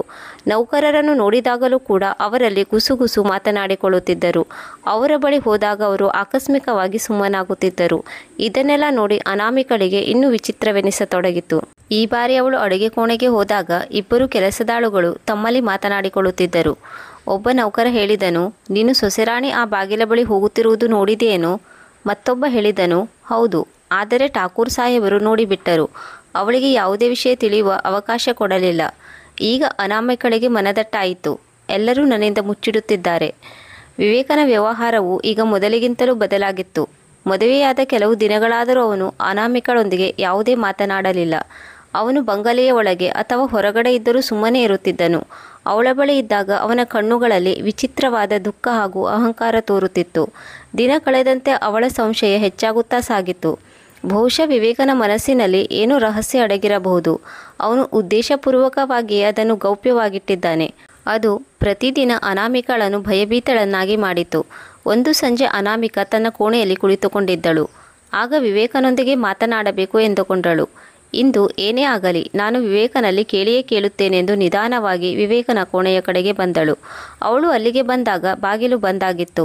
ಅವಳು ನಿಧಾನವಾಗಿ ಬಾಗಿಲನ್ನು ಬಡಿದಳು. ಆದರೆ ಯಾವುದೇ ಉತ್ತರವಿರಲಿಲ್ಲ. ಬಾಗಿಲ ಸಂದಿನಿಂದ ಮಂದವಾದ ಬೆಳಕು ತೋರುತ್ತಿತ್ತು. ಒಳಗಡೆಯಿಂದ ಕ್ಷೀಣವಾದ ಸ್ವರ ಕೇಳಿಸುತ್ತಿತ್ತು.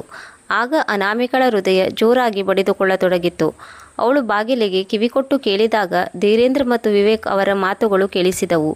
ವಿವೇಕ್, ನೀನು ಇದೆಲ್ಲವನ್ನು ನಿಲ್ಲಿಸಬೇಕು. ಧೀರೇಂದ್ರ ಅವರ ಮಾತುಗಳು ವಿವೇಕನ ಕಿವಿಯಲ್ಲಿ ಮೊಳಗುತ್ತಿದ್ದವು.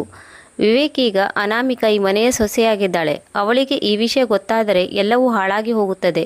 ವಿವೇಕನ ಧ್ವನಿಯು ಸಿಟ್ಟು ಹಾಗೂ ಗೊಂದಲದಿಂದ ಕೂಡಿತ್ತು. ಅಪ್ಪಾಜಿ, ಅದರಿಂದ ನನಗೇನು ವ್ಯತ್ಯಾಸವಾಗುವುದಿಲ್ಲ. ನಾನು ಈ ಮದುವೆಯನ್ನು ನಿಮ್ಮ ಮಾತಿನ ಮೇಲೆ ಮಾಡಿಕೊಂಡಿದ್ದೇನೆ. ನಾನು ಈಗ ಇವಳನ್ನು ನನ್ನದೇ ಆದ ರೀತಿಯಲ್ಲಿ ಸಂಭಾಳಿಸುತ್ತೇನೆ. ಅನಾಮಿಕಳಿಗೆ ನನ್ನ ಮನಸ್ಸಿನಲ್ಲಿ ಯಾವುದೇ ಜಾಗವಿಲ್ಲ. ಅನಾಮಿಕ ಇದನ್ನೆಲ್ಲ ಕೇಳಿ ಆಶ್ಚರ್ಯಚಕಿತಳಾದಳು. ತನಗಾಗಿ ವಿವೇಕನ ಹೃದಯದಲ್ಲಿ ಜಾಗವಿಲ್ಲವೆಂದು ಕೇಳಿ ಅವಳ ಹೃದಯ ಚೂರು ಚೂರಾಯಿತು. ಅಷ್ಟಕ್ಕೂ ವಿವೇಕನ ಈ ಕೋಪ, ತಾಪ ಯಾವ ಕಾರಣಕ್ಕಾಗಿ? ಧೀರೇಂದ್ರ ಅವರು ಮತ್ತೆ ಹೇಳಿದರು, ವಿವೇಕ್, ಇದು ಕೇವಲ ಮದುವೆ ಅಲ್ಲ, ಇದರಲ್ಲಿ ನಮ್ಮ ಪ್ರತಿಷ್ಠೆಯೂ ಕೂಡ ಅಡಗಿದೆ. ನೀನು ಇದನ್ನು ತಿಳಿದುಕೊಳ್ಳಬೇಕು. ನೀನು ನಿನ್ನ ವ್ಯವಹಾರವನ್ನು ಬದಲಿಸಿಕೊಳ್ಳಬೇಕು. ವಿವೇಕನು ಯಾವುದೇ ಉತ್ತರವನ್ನು ನೀಡದೆ ಕೇವಲ ಹೆಜ್ಜೆ ಹಿಂದೆ ಸರಿದು ಬಾಗಿಲು ಕಡೆ ಬಂದನು. ಇದನ್ನು ನೋಡಿ ಅನಾಮಿಕ ವೇಗವಾಗಿ ತನ್ನ ಕೋಣೆಯ ಕಡೆಗೆ ಹೊರಟು ಬಂದಳು. ಮತ್ತೆ ಯೋಚಿಸಿದಳು, ವಿವೇಕನು ನನ್ನಿಂದ ಇಷ್ಟೊಂದು ದೂರ ಏಕೆ ಹೋಗುತ್ತಿದ್ದಾನೆ? ವಿವೇಕನು ವ್ಯವಹಾರವನ್ನು ಬದಲಿಸಿಕೊಳ್ಳಬೇಕು ಎಂದು ಠಾಕೂರ್ ಸಾಹೇಬರು ಏಕೆ ಬಯಸುತ್ತಾರೆ? ಧೀರೇಂದ್ರ ಠಾಕೂರ್ ಅವರ ಮಾತಿನಿಂದ ಈ ಮದುವೆಯಿಂದ ಏನೋ ರಹಸ್ಯ ಅಡಗಿದೆ ಎಂದು ಅವಳಿಗೆ ತಿಳಿಯಿತು. ಬಹುಶಃ ಇವನನ್ನು ಒತ್ತಾಯಪೂರ್ವಕವಾಗಿ ಸಂಬಂಧದಲ್ಲಿ ಕಟ್ಟಿ ಹಾಕಿದ್ದಾರೆ ಎಂದುಕೊಂಡಳು. ಈಗ ಅನಾಮಿಕಾ ಯೋಚಿಸಿದಳು, ತಾನು ಈ ಪರಿಸ್ಥಿತಿಯನ್ನು ಹೇಗೆ ನಿಭಾಯಿಸಬೇಕು. ತನ್ನ ಜೀವನದಲ್ಲಿ ಒಂದು ಸ್ಥಿರತೆ ಬಂದರೆ ಸಾಕು ಎಂದು ಅಂದುಕೊಂಡಿದ್ದಳು. ಆದರೆ ಈಗ ನೋಡಿದರೆ ತನ್ನ ಜೀವನ ಇನ್ನೂ ಆಳಕ್ಕೆ ಸಾಗಿ ಮುಳುಗಿ ಹೋಗುವಂತೆ ತೋರುತ್ತಿತ್ತು. ಈ ಬಾರಿ ಅನಾಮಿಕಾಳಿಗೆ ಬಂಗಲೆಯ ಗುಪ್ತ ವಿಚಾರವಾಗಿ ಮಾಹಿತಿ ದೊರೆಯಿತು. ಒಂದು ದಿನ ಅವಳು ಅಡುಗೆ ಕೋಣೆಯಲ್ಲಿ ಕುಳಿತುಕೊಂಡಿದ್ದಾಗ ಅವಳು ಮತ್ತೊಬ್ಬ ನೌಕರನ ಮಾತನ್ನು ಕೇಳಿಸಿಕೊಂಡಳು. ಅವರಲ್ಲಿ ಒಬ್ಬ ನೌಕರ ಹೇಳಿದನು, ಸೊಸೆರಾಣಿಯು ಈಗ ಬಂಗಲೆಯ ಆ ರಹಸ್ಯ ಭಾಗಕ್ಕೆ ಅಂದಿನ ಹಾಗೆ ಈಗ ಹೋಗುತ್ತಿಲ್ಲ. ಠಾಕೂರ್ ಸಾಹೇಬರು ಅವರನ್ನು ತಡೆದಿದ್ದರು. ಆಗ ಮತ್ತೊಬ್ಬ ಹೇಳಿದನು, ಹೌದು, ಅಲ್ಲಿ ಅಡಗಿರುವ ರಹಸ್ಯ ಯಾರಿಗಾದರೂ ತಿಳಿದರೆ ಎಲ್ಲವೂ ಹಾಳಾಗಿ ಹೋಗುತ್ತದೆ. ಅನಾಮಿಕಾಳು ಈ ಮಾತನ್ನು ಕೇಳುತ್ತಿದ್ದಂತೆ ಅವಳ ಸಂದೇಹವು ಇನ್ನೂ ಹೆಚ್ಚಾಯಿತು. ಅಷ್ಟಕ್ಕೂ ಈ ಬಂಗಲೆಯಲ್ಲಿ ಯಾವ ರಹಸ್ಯ ಅಡಗಿದೆ? ಎಲ್ಲರೂ ನನ್ನಿಂದ ಮುಚ್ಚಿಡುತ್ತಿದ್ದಾರೆ. ಅವಳು ಈಗ ಯೋಚಿಸಿದಳು, ಈಗ ನಾನು ಸುಮ್ಮನೆ ಕುಳಿತುಕೊಳ್ಳುವುದಿಲ್ಲ. ತಾನು ಈ ರಹಸ್ಯವನ್ನು ಪತ್ತೆ ಹಚ್ಚಲೇಬೇಕು. ಆದ್ದರಿಂದ ಅವಳು ಬಂಗಲೆಯ ಗುಪ್ತ ಭಾಗವನ್ನು ಮತ್ತೊಮ್ಮೆ ನೋಡುವ ಪ್ರಯತ್ನ ಮಾಡಬೇಕೆಂದು ಅಂದುಕೊಂಡಳು. ಆ ದಿನ ರಾತ್ರಿ ಎಲ್ಲರೂ ಮಲಗಿದ್ದಾಗ ಅನಾಮಿಕ ಮತ್ತೆ ಎದ್ದು ಗುಪ್ತ ದ್ವಾರದ ಬಳಿಗೆ ಸಾಗಿ ಬಂದಳು. ಅಲ್ಲಿಗೆ ಬಂದು ತಲುಪುತ್ತಿದ್ದಂತೆ ದ್ವಾರದ ಬಾಗಿಲು ಮೊದಲೇ ತೆರೆದಿತ್ತು. ಆಗ ಅನಾಮಿಕಳ ಹೃದಯ ವೇಗವಾಗಿ ಬಡಿದುಕೊಳ್ಳತೊಡಗಿತು. ಒಳಗಡೆ ಬಂದು ಇಣುಕಿ ನೋಡಿದಾಗ ಅಲ್ಲಿನ ದೃಶ್ಯವು ಭಯಾನಕವಾಗಿತ್ತು. ಕೋಣೆಯಲ್ಲಿ ಮಂದವಾದ ಬೆಳಕಿತ್ತು. ಕೋಣೆಯ ಮಧ್ಯದಲ್ಲಿ ಒಂದು ಹಳೆಯ ಮೇಜನ್ನು ಇಡಲಾಗಿತ್ತು. ಅದರಲ್ಲಿ ಕೆಲವು ಪುಸ್ತಕಗಳು ಮತ್ತು ಹಾಳೆಗಳನ್ನು ಇಡಲಾಗಿತ್ತು. ಅನಾಮಿಕ ಗಮನವಿಟ್ಟು ನೋಡಿದಾಗ ಆ ಕಾಗದದಲ್ಲಿ ವಿಚಿತ್ರವಾದ ನುಡಿಗಳನ್ನು ಬರೆಯಲಾಗಿತ್ತು. ಮೇಜಿನ ಬಳಿ ಬಂದು ಆ ಕಾಗದಗಳನ್ನು ಓದತೊಡಗಿದಳು. ಆ ಕಾಗದದಲ್ಲಿ ಬರೆದ ವಿಷಯವನ್ನು ಓದಿ ಅನಾಮಿಕಳಿಗೆ ಪ್ರಜ್ಞೆ ತಪ್ಪಿದಂತಾಯಿತು. ಅದರಲ್ಲಿ ಧೀರೇಂದ್ರ ಠಾಕೂರ್ ಅವರ ಹಳೆಯ ಜೀವನದ ಬಗ್ಗೆ ಬರೆಯಲಾಗಿತ್ತು.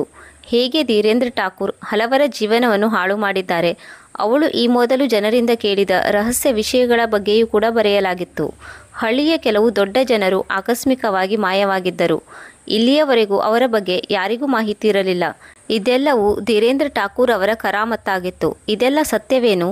ಧೀರೇಂದ್ರ ಠಾಕೂರ್ ಅವರು ಇಷ್ಟೆಲ್ಲ ಜನರ ಜೀವನವನ್ನು ಹಾಳು ಮಾಡಿದ್ದಾರೇನು? ಅವಳ ಮನದಲ್ಲಿ ಹಲವಾರು ಸವಾಲುಗಳು ಎದ್ದವು. ಈ ಬಂಗಲೆಯಲ್ಲಿ ಹಲವಾರು ರಹಸ್ಯಗಳು ಅಡಗಿವೆ. ಈಗ ಅವಳಿಗೆ ಅರ್ಥವಾಗಿತ್ತು, ತಾನು ಒಂದು ಜಾಲದಲ್ಲಿ ಸಿಕ್ಕಿ ಹಾಕಿಕೊಂಡಿದ್ದೇನೆ. ನಾನು ಇದರಿಂದ ಹೊರಹೋಗಲು ಸಾಧ್ಯವಿಲ್ಲ. ಈಗ ಮಾರನೇ ದಿನ ವಿವೇಕನ ವ್ಯವಹಾರವು ಇನ್ನೂ ವಿಚಿತ್ರವಾಗಿತ್ತು.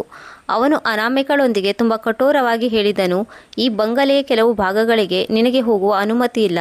ಎಲ್ಲ ನೆನಪಿಟ್ಟುಕೋ. ಅನಾಮಿಕಾಳಿಗೆ ಇದನ್ನೆಲ್ಲ ಕೇಳಿ ತುಂಬ ದುಃಖವಾಯಿತು. ಈ ವ್ಯಕ್ತಿಯು ನನ್ನನ್ನು ಇಷ್ಟೊಂದು ಏಕೆ ದ್ವೇಷ ಮಾಡುತ್ತಾನೆ? ಇವನು ಕೂಡ ಧೀರೇಂದ್ರ ಠಾಕೂರರಂತೆ ಕೆಟ್ಟವನೇನು?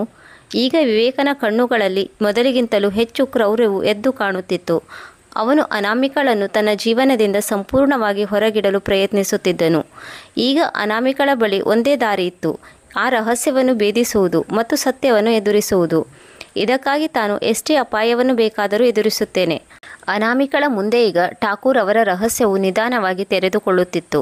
ಅವಳು ಇಲ್ಲಿಯವರೆಗೆ ಸ್ವಲ್ಪ ಮಾತ್ರ ತಿಳಿದುಕೊಂಡಿದ್ದಳು. ಇನ್ನೂ ತಿಳಿದುಕೊಳ್ಳುವುದು ಬಾಕಿ ಇತ್ತು. ಅವಳು ಮತ್ತೊಮ್ಮೆ ಆ ರಹಸ್ಯ ಕೋಣೆಯಲ್ಲಿ ಬರೆದಿಡಲಾದ ಹಾಳೆಗಳನ್ನು ನೆನಪು ಮಾಡಿಕೊಂಡಳು. ಅದರಲ್ಲಿ ಠಾಕೂರ್ ಪರಿವಾರದ ಹೆಸರಿನ ಹಿಂದೆ ಒಂದು ಕರಾಳ ಸತ್ಯ ಅಡಗಿದೆ. ಅವಳು ತನ್ನಲ್ಲೇ ಮತ್ತೆ ಪ್ರಶ್ನೆ ಕೇಳಿಕೊಂಡಳು, ಈ ಬಂಗಲೆಯು ಒಂದು ಮನೆಯೇ ಅಥವಾ ರಹಸ್ಯಗಳ ಆಗರವೋ? ವಿವೇಕ್ ಏಕೆ ಮದುವೆಯ ಬಂಧನದಿಂದ ದೂರ ಓಡುತ್ತಿದ್ದಾನೆ? ಇದು ಮದುವೆಯ ಬಂಧನದಿಂದ ತಪ್ಪಿಸಿಕೊಳ್ಳುವ ಒಂದು ನಾಟಕವೇ? ಒಂದು ದಿನ ಅನಾಮಿಕಳು ಠಾಕೂರ್ ಬಂಗಲೆಯ ಹಳೆಯ ನೌಕರರೊಂದಿಗೆ ಮಾತನಾಡುವ ನಿರ್ಧಾರ ತೆಗೆದುಕೊಂಡಳು. ಕಮಲ ಈ ಬಂಗಲೆಯ ಎಲ್ಲರಿಗಿಂತ ಹಳೆಯ ನೌಕರಳಾಗಿದ್ದಳು. ಅವಳೊಂದಿಗೆ ಇದರ ಬಗ್ಗೆ ಮಾತನಾಡಬೇಕೆಂದುಕೊಂಡಳು. ಒಂದು ದಿನ ಸಂಜೆ ಬಂಗಲೆಯಲ್ಲಿ ಮೌನ ಆವರಿಸಿದಾಗ ಅನಾಮಿಕಳು ಕಮಲಾಳನ್ನು ತನ್ನ ಕೋಣೆಗೆ ಕರೆಸಿಕೊಂಡು ನಿಧಾನವಾಗಿ ಅವಳಲ್ಲಿ ಬಂಗಲೆಯ ಬಗ್ಗೆ ಕೇಳತೊಡಗಿದಳು. ಕಮಲ, ಈ ಬಂಗಲೆಯಲ್ಲಿ ಏನೋ ಒಂದು ರಹಸ್ಯ ಅಡಗಿದೆಯಲ್ಲವೇ? ನನಗೆ ಸತ್ಯವನ್ನು ಹೇಳು. ಅನಾಮಿಕ ಗಂಭೀರವಾಗಿ ಕೇಳಿದಳು. ಕಮಲ ಸ್ವಲ್ಪ ಹೊತ್ತು ಸುಮ್ಮನಿದ್ದಳು. ನಂತರ ದೀರ್ಘವಾದ ನಿಟ್ಟುಸಿರನ್ನು ತೆಗೆದುಕೊಂಡಳು. ಮತ್ತೆ ಹೇಳಿದಳು, ಸೊಸೆರಾಣಿಯೇ, ನಿಮಗೆ ತಿಳಿಯದ ಅನೇಕ ರಹಸ್ಯಗಳು ಈ ಬಂಗಲೆಯಲ್ಲಿ ಅಡಗಿವೆ. ಈ ಬಂಗಲೆಯು ಕೇವಲ ಸಿಮೆಂಟ್ ಮತ್ತು ಇಟ್ಟಿಗೆಯಿಂದ ಕಟ್ಟಿಲ್ಲ. ಇದರಲ್ಲಿ ಹಲವಾರು ಜನರ ನೋವು ನರಳಾಟ ಅಡಗಿದೆ. ಇಲ್ಲಿ ನಡೆಯುವ ಎಲ್ಲ ವಿಷಯವೂ ನಿಮ್ಮ ಕಣ್ಣ ಮುಂದೆ ಬರುವುದಿಲ್ಲ. ಅನಾಮಿಕಳು ಅಚ್ಚರಿಗೊಂಡು ಕೇಳಿದಳು, ಇದರ ಅರ್ಥವೇನು? ನೀನು ಏನು ಮಾತನಾಡುತ್ತಿದ್ದೀಯಾ? ಕಮಲ ಮತ್ತೊಮ್ಮೆ ಅವಳಿಗೆ ನಿಧಾನವಾಗಿ ಹೇಳಿದಳು, ಇಲ್ಲಿಗೆ ತುಂಬ ಜನರು ಬಂದಿದ್ದರು, ಆದರೆ ಮರಳಿ ಹೋಗಿಲ್ಲ. ಈ ಬಂಗಲೆಯ ಗಾಳಿಯಲ್ಲಿ ಒಂದು ವಿಚಿತ್ರವಾದ ಮೌನ ಅಡಗಿದೆ.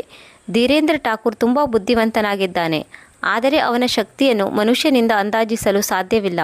ಧೀರೇಂದ್ರ ಠಾಕೂರನು ಕಳೆದ ಜೀವನವು ತುಂಬ ಭಯಾನಕವಾಗಿದೆ. ಇದರಿಂದ ಅವಳಿಗೆ ಅರ್ಥವಾಯಿತು, ಅವಳು ಇಲ್ಲಿ ನೋಡಿದ್ದು ಕೇಳಿದ್ದು ಎಲ್ಲವನ್ನು ತಿಳಿದ ಮೇಲೆ ಇಲ್ಲಿ ಕೇವಲ ಹಣಕ್ಕಾಗಿ ಠಾಕೂರ್ ತನ್ನ ಆಟವನ್ನು ಆಡುತ್ತಿಲ್ಲ. ಬದಲಾಗಿ ಅದಕ್ಕೂ ಹೊರತಾಗಿ ಬೇರೆ ಏನೋ ರಹಸ್ಯ ಇಲ್ಲಿ ಅಡಗಿದೆ ಎಂದು ಅವಳಿಗೆ ತೋರಿತು. ವಿವೇಕ್ ಠಾಕೂರ್ ಬಹುಶಃ ತನ್ನ ತಂದೆಯ ಭಾಗವಾಗಿರಲು ಇಷ್ಟಪಡುತ್ತಿಲ್ಲ, ತನ್ನ ತಂದೆಯ ಮಾತಿನಂತೆ ನಡೆಯಲು ಬಯಸುತ್ತಿಲ್ಲ ಎಂದು ತೋರುತ್ತಿದೆ. ಕಮಲ ಮುಂದೆ ಹೇಳಿದಳು, ಸೊಸೆರಾಣಿ, ಯಾರು ಠಾಕೂರ್ನ ಎದುರಾಗಿ ನಿಂತರೋ ಅವರಲ್ಲಿ ಕೆಲವರನ್ನು ಸಾಯಿಸಲಾಯಿತು, ಇನ್ನು ಕೆಲವರನ್ನು ಬಂಗಲೆಯಲ್ಲಿಯೇ ಮಾಯ ಮಾಡಲಾಯಿತು. ಅವರು ಎಂದಿಗೂ ಮರಳಿ ಬರಲಿಲ್ಲ. ಈಗ ಅನಾಮಿಕಳ ರೋಮಗಳು ಎದ್ದು ನಿಂತವು. ಈಗ ಅವಳಿಗೆ ಸ್ಪಷ್ಟವಾಗಿ ಅರ್ಥವಾಯಿತು. ಮತ್ತೊಂದು ಕಡೆ ವಿವೇಕನು ದಿನ ಕಳೆದಂತೆ ಅವಳಿಂದ ದೂರ ದೂರ ಸಾಗುತ್ತಿದ್ದನು. ಒಂದು ರಾತ್ರಿ ಅನಾಮಿಕ ತನ್ನ ಕೋಣೆಯಲ್ಲಿ ಮಲಗಲು ಪ್ರಯತ್ನಿಸುತ್ತಿದ್ದಳು. ಅವಳ ಬಾಗಿಲ ಬಳಿ ಶಬ್ದ ಕೇಳಿಸಿತು. ವಿವೇಕನು ಅವಳ ಬಾಗಿಲ ಬಳಿ ನಿಂತಿದ್ದನು. ಅವನ ಕಣ್ಣಿನಲ್ಲಿ ಅದೇ ವಿಚಿತ್ರವಾದ ಹೊಳಪು ಇತ್ತು. ಅನಾಮಿಕ ಹಲವು ಬಾರಿ ನೋಡಿದಳು. ವಿವೇಕನು ಸಿಟ್ಟಿನಲ್ಲಿ ಕೇಳಿದನು, ನೀನು ನನ್ನಿಂದ ಏನು ಬಯಸುತ್ತೀಯಾ? ಅವನ ಧ್ವನಿಯಲ್ಲಿ ಗಾಬರಿ ಹಾಗೂ ಆಕ್ರೋಶ ಇತ್ತು. ಆಗ ಅನಾಮಿಕ ಹೇಳಿದಳು, ನೀನು ಈ ಮದುವೆಯನ್ನು ಏಕೆ ಇಷ್ಟಪಡುತ್ತಿಲ್ಲ ಎಂಬುದನ್ನು ನಾನು ತಿಳಿದುಕೊಳ್ಳಬೇಕೆಂದಿದ್ದೇನೆ. ಒಂದು ವೇಳೆ ನೀನು ನನ್ನನ್ನು ದ್ವೇಷ ಮಾಡುತ್ತಿದ್ದರೆ ಈ ಮದುವೆಯನ್ನು ಏಕೆ ಮಾಡಿಕೊಂಡೆ? ವಿವೇಕನು ಸ್ವಲ್ಪ ಹೊತ್ತು ಸುಮ್ಮನಾದನು. ಮತ್ತೆ ಹೇಳಿದನು, ಇದೆಲ್ಲವೂ ನನ್ನ ಕೈಯಲ್ಲಿಲ್ಲ. ನನ್ನ ತಂದೆಯು ಇದೆಲ್ಲವನ್ನು ತನ್ನ ಸ್ವಾರ್ಥಕ್ಕಾಗಿ ಮಾಡಿದ್ದಾರೆ. ನಾನು ಅವರ ಆಟದ ಒಂದು ಭಾಗವಾಗಿದ್ದೇನೆ. ಅನಾಮಿಕ ಇದನ್ನು ಕೇಳಿ ಹೈರಾಣಾದಳು. ಅಂದರೆ ಈ ಮದುವೆಯು ಒಂದು ತೋರಿಕೆಯೇನು? ಅವನು ಮೌನವಾಗಿ ಅಲ್ಲಿಂದ ಹೊರಟು ಹೋದನು. ಸ್ವಲ್ಪ ದಿನಗಳ ನಂತರ ಅನಾಮಿಕಳು ಬಂಗಲೆಯ ಗುಪ್ತ ಭಾಗವನ್ನು ಮತ್ತೊಮ್ಮೆ ಪರಿಶೀಲಿಸಲು ಪ್ರಯತ್ನಿಸಿದಳು. ಮೊದಲ ಬಾರಿಗೆ ಅವಳಿಗೆ ಕೆಲವು ಕಾಗದ ಪತ್ರಗಳು ದೊರೆತವು. ಈಗ ಅವಳು ಈ ರಹಸ್ಯವನ್ನು ಬಯಲಿಗೆಳೆಯಬೇಕು ಎಂದು ಅಂದುಕೊಂಡಿದ್ದಳು. ತನಗೇನಾದರೂ ಅಪಾಯವಾದರೂ ಸರಿ ಎಂದು ಅವಳು ಆ ರಾತ್ರಿ ಯಾರಿಗೂ ತಿಳಿಯದೆ ನಿದ್ದೆಯಿಂದ ಎದ್ದಳು ಮತ್ತು ಅದೇ ಹಳೆಯ ಬಾಗಿಲ ಕಡೆ ಬಂದಳು. ಅಲ್ಲಿಗೆ ಬಂದು ಅವಳು ನಿಧಾನವಾಗಿ ಬಾಗಿಲನ್ನು ತೆರೆದಳು ಮತ್ತು ಒಳಗಡೆ ಹೆಜ್ಜೆಯನ್ನು ಇಟ್ಟಳು. ಈ ಬಾರಿ ಅವಳು ಇನ್ನು ಹಲವಾರು ವಿಚಿತ್ರ ವಸ್ತುಗಳನ್ನು ನೋಡಿದಳು. ಗೋಡೆಯ ಮೇಲೆ ಹಳೆಯ ನಕ್ಷೆಗಳು ನೇತಾಡುತ್ತಿದ್ದವು. ಅವುಗಳಲ್ಲಿ ವಿಚಿತ್ರ ಆಕೃತಿಗಳಿದ್ದವು. ಕೋಣೆಯ ಮಧ್ಯದಲ್ಲಿ ಒಂದು ದೊಡ್ಡ ಪೆಟ್ಟಿಗೆಯನ್ನು ಇಡಲಾಗಿತ್ತು. ಅದರಲ್ಲಿ ಕೆಲವು ಹಳೆಯ ದಾಖಲೆಗಳು ಮತ್ತು ಪುಸ್ತಕಗಳು ಇದ್ದವು. ಅನಾಮಿಕ ನಿಧಾನವಾಗಿ ಒಂದು ಪುಸ್ತಕವನ್ನು ತೆರೆದಳು ಮತ್ತು ಓದತೊಡಗಿದಳು. ಆ ಪುಸ್ತಕದಲ್ಲಿ ಠಾಕೂರ್ ಪರಿವಾರದ ಇತಿಹಾಸದ ಬಗ್ಗೆ ಬರೆಯಲಾಗಿತ್ತು. ಅದರಲ್ಲಿ ಆಳವಾದ ರಹಸ್ಯಗಳು ಮತ್ತು ಹಲವಾರು ಕರಾಳ ಮುಖಗಳನ್ನು ಅಲ್ಲಿ ಬರೆಯಲಾಗಿತ್ತು. ಅನಾಮಿಕಳು ಓದುತ್ತಾ ಸಾಗಿದಂತೆ ಒಂದು ಭಯಾನಕ ಸತ್ಯ ಅವಳ ಕಣ್ಣೆದುರಿಗೆ ಬಂದಿತ್ತು. ಠಾಕೂರ್ ಪರಿವಾರವು ತನ್ನ ಹಿಡಿತ ಹಾಗೂ ಶಕ್ತಿಯನ್ನು ಉಳಿಸಿಕೊಳ್ಳಲು ಹಲವಾರು ನಿರ್ದೋಷಿಗಳನ್ನು ಬಲಿ ಕೊಟ್ಟಿದ್ದರು. ಈ ಬಂಗಲೆಯು ಅವರ ಪಾಪಗಳಿಗೆ ಸಾಕ್ಷಿಯಾಗಿತ್ತು. ಅನಾಮಿಕಳಿಗೆ ವಿವೇಕ್ ಠಾಕೂರ್ ಇದರ ಭಾಗವಾಗಿಲ್ಲ ಎಂದು ತಿಳಿಯಿತು. ಅವನು ತನ್ನ ತಂದೆಯ ಈ ಕರಾಳ ದಂಧೆಯಿಂದ ದೂರ ಇರಲು ಬಯಸಿದ್ದನು. ಆದರೆ ಧೀರೇಂದ್ರ ಠಾಕೂರ್ ಅವನನ್ನು ಈ ಜಾಲದಲ್ಲಿ ಸಿಲುಕಿಕೊಳ್ಳುವಂತೆ ಮಾಡಿದ್ದನು. ಅವನು ಈ ಕರಾಳ ಆಟದ ಭಾಗವಾಗಿರಲು ಬಯಸದಿರುವುದೇ ಅವನ ದ್ವೇಷಕ್ಕೆ ಕಾರಣವಾಗಿತ್ತು. ಆದರೆ ಅವನ ಬಳಿ ಬೇರೆ ಯಾವ ದಾರಿಯೂ ಇರಲಿಲ್ಲ. ಈಗ ಅನಾಮಿಕಳ ಮುಂದೆ ಒಂದು ಹೊಸ ಸವಾಲಿತ್ತು. ಈಗ ಅವಳು ಈ ಬಂಗಲೆಯಿಂದ ತನ್ನನ್ನು ತಾನು ಮಾತ್ರ ರಕ್ಷಿಸಿಕೊಳ್ಳುವುದಲ್ಲದೆ ವಿವೇಕನನ್ನು ಕೂಡ ಈ ಷಡ್ಯಂತ್ರದಿಂದ ಪಾರು ಮಾಡಬೇಕಾಗಿತ್ತು. ಅವಳ ಮುಂದೆ ಈಗ ಒಂದು ದೊಡ್ಡ ಸವಾಲಿತ್ತು. ನಾನು ಈ ಬಂಗಲೆಯಲ್ಲಿ ಇದ್ದು ಈ ರಹಸ್ಯವನ್ನು ಭೇದಿಸಬೇಕೇ ಅಥವಾ ಓಡಿ ಹೋಗಲೇ? ಈ ರಹಸ್ಯವನ್ನು ನಾನು ಜಗತ್ತಿನ ಮುಂದೆ ಇಡಲೇಬೇಕು ಎಂದು ಪಣ ತೊಟ್ಟಳು. ಆದರೆ ಇದು ಅಷ್ಟೊಂದು ಸುಲಭವಾಗಿರಲಿಲ್ಲ. ಅವಳಿಗೆ ಗೊತ್ತಿತ್ತು, ಇದು ತುಂಬ ಭಯಾನಕ ಹಾಗೂ ದೀರ್ಘವಾದುದಾಗಿದೆ.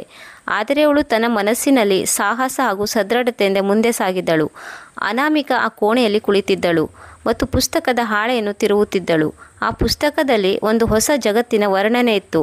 ಅವಳು ಅದನ್ನು ಊಹಿಸಲು ಕೂಡ ಸಾಧ್ಯವಿರಲಿಲ್ಲ. ಪುಸ್ತಕದಲ್ಲಿ ವಿವರಿಸಲಾಗಿತ್ತು, ತಮ್ಮ ಶಕ್ತಿ ಹಾಗೂ ಸಂಪತ್ತನ್ನು ಉಳಿಸಿಕೊಳ್ಳಲು ಅವರು ಹೇಗೆ ಹಳ್ಳಿಯ ಬಡ ಜನರನ್ನು ಶೋಷಣೆ ಮಾಡಿದ್ದರು, ಅವರ ಜಮೀನುಗಳನ್ನು ಕಿತ್ತುಕೊಂಡಿದ್ದರು, ಬಂಗಲೆಯಲ್ಲಿ ಎಷ್ಟು ಜನರ ಚೀರಾಟವನ್ನು ಅಡಗಿಸಲಾಗಿತ್ತೋ ಯಾರಿಗೆ ಗೊತ್ತು. ಪುಸ್ತಕದಲ್ಲಿದ್ದ ಇನ್ನೂ ಅನೇಕ ವಿಚಾರಗಳನ್ನು ತಿಳಿದು ಅನಾಮಿಕಳಿಗೆ ಭಯವಾಯಿತು. ಅವಳು ಆ ಆಟದ ಭಾಗವಾಗಿದ್ದಳು. ಇದು ಹಳ್ಳಿಯ ಜನರು ಹೊಗಳುವ ಅದೇ ಠಾಕೂರ್ ಪರಿವಾರವೇ? ತನ್ನಲ್ಲಿ ತಾನು ಕೇಳಿಕೊಂಡಳು. ಧೀರೇಂದ್ರ ಠಾಕೂರ್ ತನ್ನ ಪ್ರಭಾವವನ್ನು ಉಳಿಸಿಕೊಳ್ಳಲು ಹಲವಾರು ನಿರ್ದೋಷಿಗಳನ್ನು ಕೊಲ್ಲಿಸಿದ್ದಾನೆ ಎಂದು ಕೂಡ ಅದರಲ್ಲಿ ಬರೆಯಲಾಗಿತ್ತು. ಹಳ್ಳಿಯ ಹಲವಾರು ಜನರು ಆಕಸ್ಮಿಕವಾಗಿ ಮಾಯವಾಗಿದ್ದರು. ಇದರಲ್ಲಿ ಧೀರೇಂದ್ರನ ಕೈವಾಡವಿತ್ತು. ಅವನು ತನ್ನ ಪ್ರಭಾವವನ್ನು ಬಳಸಿ ಬಡವರ ಜಮೀನನ್ನು ಆಕ್ರಮಿಸುತ್ತಿದ್ದನು. ಯಾರು ಇದನ್ನು ವಿರೋಧಿಸುತ್ತಿದ್ದರೋ ಅವರನ್ನು ಕೊಲ್ಲಿಸುತ್ತಿದ್ದನು. ಧೀರೇಂದ್ರ ಠಾಕೂರ್ನ ವಿರುದ್ಧ ಧ್ವನಿ ಎತ್ತುವ ಹಲವಾರು ಜನರನ್ನು ಈ ಬಂಗಲೆಗೆ ತಂದು ಅವರನ್ನು ಮಾಯ ಮಾಡಲಾಗಿತ್ತು. ಈ ಗುಪ್ತ ಕೋಣೆಯು ಆ ಎಲ್ಲ ಘಟನೆಗಳಿಗೆ ಸಾಕ್ಷಿಯಾಗಿತ್ತು. ಇದನ್ನು ತಿಳಿದು ಅನಾಮಿಕಳಿಗೆ ತಲೆಯ ಮೇಲೆ ಆಕಾಶವೇ ಬಿದ್ದ ಹಾಗೆ ಆಯಿತು. ಇದೆಲ್ಲವೂ ಜಗತ್ತಿನ ಮುಂದೆ ಬಂದರೆ ಠಾಕೂರ್ ಪರಿವಾರವು ನಾಶವಾಗುತ್ತದೆ ಎಂದು ಅವಳು ಯೋಚಿಸಿದಳು. ಮತ್ತೊಂದು ಕಡೆ ವಿವೇಕ್ ಠಾಕೂರನು ತನ್ನ ಕೋಣೆಯಲ್ಲಿ ಕುಳಿತುಕೊಂಡಿದ್ದನು. ಅವನ ಮನಸ್ಸಿನಲ್ಲಿ ವಿಚಿತ್ರವಾದ ಚಿಂತೆಗಳು ಕಾಡುತ್ತಿದ್ದವು. ಅವನು ತಾನು ಈ ಬಂಗಲೆ ಹಾಗೂ ಈ ಪರಿವಾರದ ಇತಿಹಾಸದಿಂದ ದೂರ ಇರಲು ಬಯಸಿದ್ದನು. ಆದರೆ ದುರಾದೃಷ್ಟವೆಂದರೆ ಅವನನ್ನು ಪುನಃ ಅದೇ ಜಾಲಕ್ಕೆ ಕರೆದುಕೊಂಡು ಹೋಗುತ್ತಿತ್ತು. ಅವನು ತನ್ನ ತಂದೆ ನೆರಳಿನಲ್ಲಿ ತನ್ನ ಜೀವನ ಸಾಗಿಸುವುದರಿಂದ ಬೇಸತ್ತಿದ್ದನು. ಅವನಿಗೆ ಬೇರೆ ಯಾವ ದಾರಿಯೂ ಕಾಣಿಸಲಿಲ್ಲ. ಏನು ಮಾಡಬಹುದು ಮತ್ತು ನನ್ನ ಪತ್ನಿ ಅನಾಮಿಕಳ ಪರಿಸ್ಥಿತಿ ಏನಾಗಬಹುದು? ಅವನ ಮನಸ್ಸಿನಲ್ಲಿ ಹಲವಾರು ಪ್ರಶ್ನೆಗಳು ಎದ್ದವು. ಒಂದು ರಾತ್ರಿ ಬಂಗಲೆಯಲ್ಲಿ ಮೌನ ಆವರಿಸಿತ್ತು.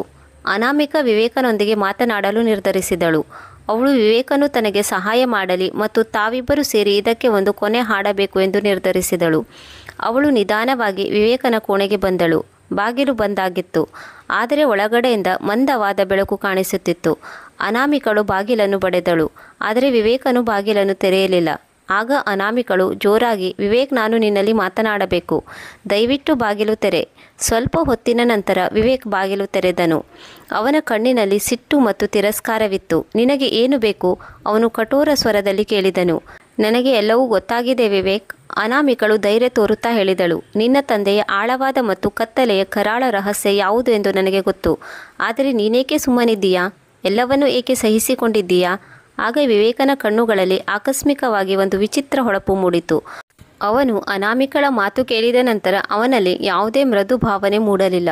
ಸುಮ್ಮನೆ ಅನಾಮಿಕಳ ಮಾತನ್ನು ಕೇಳುತ್ತಿದ್ದನು. ಮತ್ತೆ ಹೇಳಿದನು, ಇದೆಲ್ಲವೂ ನಿನಗೆ ತಿಳಿಯುವುದಿಲ್ಲ. ಇದು ಕೇವಲ ನನ್ನ ತಂದೆಯೊಬ್ಬನ ಕೆಲಸವಲ್ಲ, ಇದು ಇಡೀ ಪರಿವಾರದ ಮೂಲ ಬೇರಾಗಿದೆ. ಒಂದು ವೇಳೆ ನಾನೇನಾದರೂ ಮಾಡಿದರೆ ಎಲ್ಲವೂ ಮುಗಿದು ಹೋಗುತ್ತದೆ. ಆದರೆ ಇದನ್ನು ತಿಳಿದು ನೀನು ಸುಮ್ಮನಿರುತ್ತೀಯಾ? ಆಗ ಅನಾಮಿಕಳು ಪ್ರಶ್ನೆಯನ್ನು ಎತ್ತಿದಳು.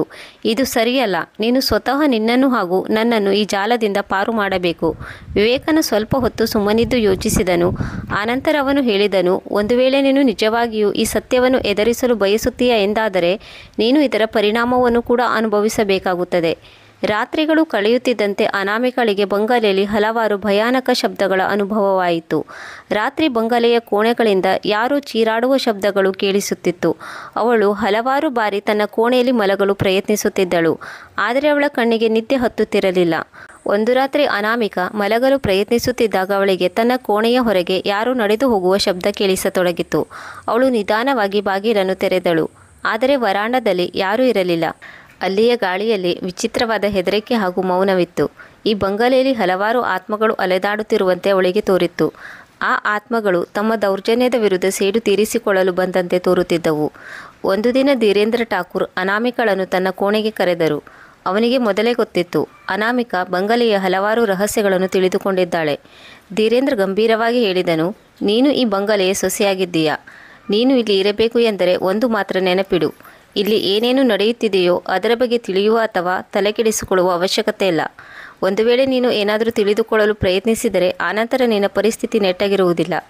ಧೀರೇಂದ್ರನ ಎಚ್ಚರಿಕೆ ನಿಶ್ಚಳವಾಗಿತ್ತು. ಆದರೆ ಈಗ ಅನಾಮಿಕಳಿಗೆ ಹೆದರಿಕೆಯಾಗುವುದರ ಬದಲು ಕೋಪ ಬಂದಿತ್ತು. ಅವಳು ಹೇಳಿದಳು, ನಾನು ನಿನ್ನ ಸತ್ಯವನ್ನು ಇಡೀ ಜಗತ್ತಿನ ಮುಂದೆ ತೆರೆದಿಡುತ್ತೇನೆ ಎಂದು ಮನಸ್ಸಿನಲ್ಲಿಯೇ ಯೋಚಿಸಿದಳು. ನಿಧಾನವಾಗಿ ವಿವೇಕ್ ಹಾಗೂ ಅನಾಮಿಕಳ ನಡುವಿನ ದೂರ ಕಡಿಮೆಯಾಗತೊಡಗಿತು. ಇಬ್ಬರು ಈ ಬಂಗಲೆಯ ಸತ್ಯವನ್ನು ಪ್ರಪಂಚದ ಮುಂದೆ ತೆರೆದಿಡುವ ಸಮಯ ಬಂದಿದೆ ಎಂದು ಅಂದುಕೊಂಡರು. ಏಕೆಂದರೆ ಅವರು ಇನ್ನೂ ಈ ಸುಳ್ಳಿನ ಜೊತೆ ಬದುಕಲು ಬಯಸಲಿಲ್ಲ. ಅನಾಮಿಕಳು ವಿವೇಕನ ಜೊತೆಯಾಗಿ ನಿಲ್ಲುವ ಸಂಕಲ್ಪವನ್ನು ಮಾಡಿದಳು.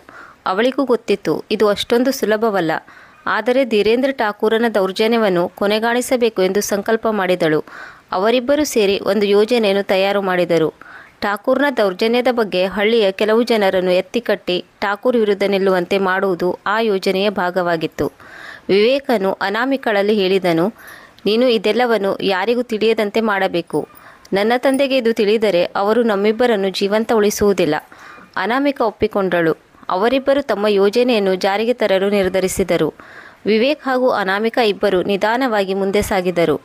ಅವರಿಬ್ಬರು ಹಳ್ಳಿಯ ಜನರನ್ನು ಠಾಕೂರ್ನ ವಿರುದ್ಧ ಎತ್ತಿಕಟ್ಟಲು ಪ್ರಯತ್ನಿಸಿದರು. ಆದರೆ ಇದು ತುಂಬ ಕಠಿಣವಾಗಿತ್ತು. ಹಳ್ಳಿಯ ಜನರು ಠಾಕೂರ್ ಪರಿವಾರವನ್ನು ನೋಡಿದರೆ ಹೆದರುತ್ತಿದ್ದರು. ಅವರ ಶಕ್ತಿ ಎಷ್ಟೊಂದು ಪ್ರಬಲವಾಗಿತ್ತು ಎಂದರೆ ಯಾವುದೇ ವ್ಯಕ್ತಿ ಅವರ ವಿರುದ್ಧ ಹೋಗಲು ಧೈರ್ಯ ತೋರುತ್ತಿರಲಿಲ್ಲ. ಒಂದು ದಿನ ವಿವೇಕನು ಅನಾಮಿಕಳಲ್ಲಿ ಹೇಳಿದನು, ನಾವು ಎಲ್ಲಕ್ಕೂ ಮೊದಲು ಠಾಕೂರ್ ವಿರುದ್ಧ ನಿಂತ ಪರಿವಾರವನ್ನು ಮೊದಲು ಸಂಪರ್ಕಿಸಬೇಕು. ನಾವು ತುಂಬ ಎಚ್ಚರಿಕೆಯಿಂದ ಕೆಲಸ ಮಾಡಬೇಕು. ತಂದೆಗೆ ವಿಷಯ ಗೊತ್ತಾದರೆ ಎಲ್ಲವೂ ನಾಶವಾಗುತ್ತದೆ. ಅನಾಮಿಕ ಒಪ್ಪಿಕೊಂಡು ಕೆಲವು ಭರವಸೆಯ ವ್ಯಕ್ತಿಗಳೊಂದಿಗೆ ಅವಳು ಮಾತನಾಡುವ ನಿರ್ಧಾರ ಮಾಡಿದಳು.